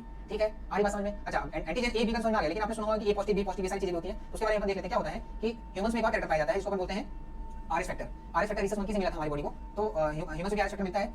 इसके डिस्कवरी होने से पहले तक कई सारे बच्चों की जो कि सेकंड बेबी हुआ करते थे पेरेंट्स की उनकी डेथ हो जाया करती थी। तो उसका रीजन जब देखा गया तो बताया गया, जिसको आप डिटेल डिस्क्रिप्शन कर देंगे आपको भी। समझो होता क्या है कि ये मेल है ना, और ये फीमेल है, दोनों का शादी होता है। फीमेल जो होती है इसमें आरएस फैक्टर नहीं होता है, आरएस फैक्टर नहीं होता है, नेगेटिव है। इसमें जो है आरएस फैक्टर होता है, मान लो थोड़ी देर के लिए ऐसा, अगर ऐसा होता है तो, और दोनों की शादी हो जाती है, शादी हो जाती है और बच्चा भी होता है, पहला बच्चा है ना, पहला बच्चा जो मेल होता है ना, मेल या फीमेल कुछ भी होता है, लेकिन उसमें आरएस का फैक्टर होता है, आरएस पॉजिटिव होता है, आरएस फैक्टर होता है, आरएस पॉजिटिव, है ना। अब समझना बात को कि अगर कोई बच्चा है जिसको आरएस पॉजिटिव हो रहा है, पहला बच्चा, और पेरेंट्स में फादर उसका जो आरएस पॉजिटिव और मदर जो उसकी आरएस नेगेटिव है, तो उस टाइम पे अभी मैंने आपको बताया अगर कोई एंटीजन हमारे अंदर होती है तो उसकी एंटीबॉडी हमारे अंदर नहीं बनेगी। लेकिन अगर हमारे अंदर कोई एंटीजन नहीं होती, जैसे मदर के अंदर एंटीजन आरएस का नहीं है, तो उसके अंदर उसकी एंटीबॉडी बन सकती है। तो इसका मतलब ये हुआ कि अगर कभी ऐसा हुआ कि कोई आरएस पॉजिटिव एजेंट इस मदर के ब्लड के कांटेक्ट में आया है तो फिर वो एंटीबॉडी बनाना शुरू कर देगा, आरएस नेगेटिव वाली जो मदर है वो एंटीबॉडी बनाना शुरू कर देगी। ये बात आपको समझ आ गई, पहले मैंने बताई ब्लड ग्रुप में। ठीक है, अब समझना बात को, अब इस फादर से जब मदर का बेबी होता है तो बेबी डिलीवरी के टाइम पे पहला बच्चा जब होता है तो ना तो मां का ब्लड बच्चे कांटेक्ट में आता है ना बच्चे का ब्लड मां के कांटेक्ट में आता है, लेकिन डिलीवरी के टाइम पे जब अम्बिकल कॉर्ड काटी जाती है मां से लगकर टाइम तो उस टाइम थोड़ा सा बच्चे का ब्लड मां के ब्लड के कांटेक्ट में आ जाता है। अब जब बच्चे का ब्लड मां के कांटेक्ट में आता है मां के ब्लड के, तो बच्चे का ब्लड जो आरएस पॉजिटिव होता है तो मां का ब्लड ये डिसाइड कर लेता है कि ये तो देखो हमारी बॉडी में बनने लग गया है आरएस पॉजिटिव ब्लड आ गया, इसका मतलब ये हो रहा है कि हम कोई फॉरेन एजेंट आ रहा है जिसके लिए हमें एंटीबॉडी बनानी पड़ेगी, तो एंटीबॉडी बनाना शुरू कर देता है और एंटीबॉडी बनाता रहता है खूब सारा बना के गोडाउन रख लेता है। तो अगली बार तुम आओ फिर हम तुम्हें बताते हैं। तो जब उनका सेकंड बेबी होता है, सेकंड बेबी की प्लान करते हैं, तो सेकंड बेबी जैसे ही मां के वूम्ब में आता है, यूटेरस में आता है, तो उसके अंदर ना आरबीसी सेल्स का डिस्ट्रक्शन शुरू हो जाता है क्योंकि तो आरएस पॉजिटिव होता है फादर के कारण और मदर जो होती है आरएस नेगेटिव होती है, उसके पास गोडाउन में एंटीबॉडी बनी पड़ी है आरएस पॉजिटिव के अगेंस्ट, तो एंटीबॉडी से आरएस पॉजिटिव वाले बच्चे को मारना शुरू कर देती है। तो जैसे आरएस पॉजिटिव वाला बच्चा ग्रो कर जाता है उसका आरबीसी काउंट कम होता जाता है और बर्थ होते होते उसकी डेथ जाती है ना। ऐसी कंडीशन को अपन बोलते हैं एरिथ्रोब्लास्टोसिस फेटालिस। ये कंडीशन जो होती है जिसमें बच्चा जो है बर्थ के टाइम पे डेथ कर जाता है, एक्सपायर हो जाता है, इस कंडीशन को हम बोलते हैं एरिथ्रोब्लास्टोसिस फेटालिस बोलते हैं। और इसका होने का कारण ये होता है कि आरएस पॉजिटिव फादर और आरएस नेगेटिव मदर की शादी होती है। तो अगली बार शादी होगी तो क्या चीज दिखाओगे? कुंडली की आरएस फैक्टर दिखाना, ठीक है, नहीं तो बेबी के साथ डेंजरस हो जाता है ना, बेबी खतरा हो जाता है। तो अगली बार से अपन कुंडली नहीं मिलवाएंगे, अगली बार से अपन आरएस फैक्टर का स्टेटस मिलवाएंगे, ठीक है। चलो ये तो हो गया ब्लड का पूरा सेक्शन सर्कुलेटरी सिस्टम में। फेज 1 में सर्कुलेटरी सिस्टम कंप्लीट कर लिया है। अगली क्लास में हम आपको सर्कुलेटरी सिस्टम में ह्यूमन सर्कुलेटरी सिस्टम बताएंगे जिसमें हम एनाटॉमी ऑफ हार्ट पढ़ेंगे और हार्ट हमारा कैसे रेगुलेट करता है पूरे ब्लड को, कैसे काम करता है, डबल सर्कुलेशन क्या होता है और हार्ट में कौन कौन सी डिजीज होती है इनके बारे में पढ़ेंगे, ठीक है। इसके अलावा अगर मैं आपसे रिक्वेस्ट कर रहा हूं कि अगर आपको हमारी वीडियो अच्छी लगी तो आप इनको लाइक करें, हमारे चैनल को सब्सक्राइब करें, हमारी वीडियो को शेयर करें ताकि और लोग आपसे हमारे चैनल से जुड़ सकें, उनको भी नॉलेज गेन हो और वो भी एग्जाम में अच्छा परफॉर्म कर सकें। बाकी आपको वीडियो में कोई भी डाउट हो, क्वेश्चन हो तो आप हमें कमेंट बताएं, उसका नेक्स्ट वाली वीडियो में रिप्लाई देंगे, ठीक है। चलिए आज के लिए इतना ही, थैंक यू।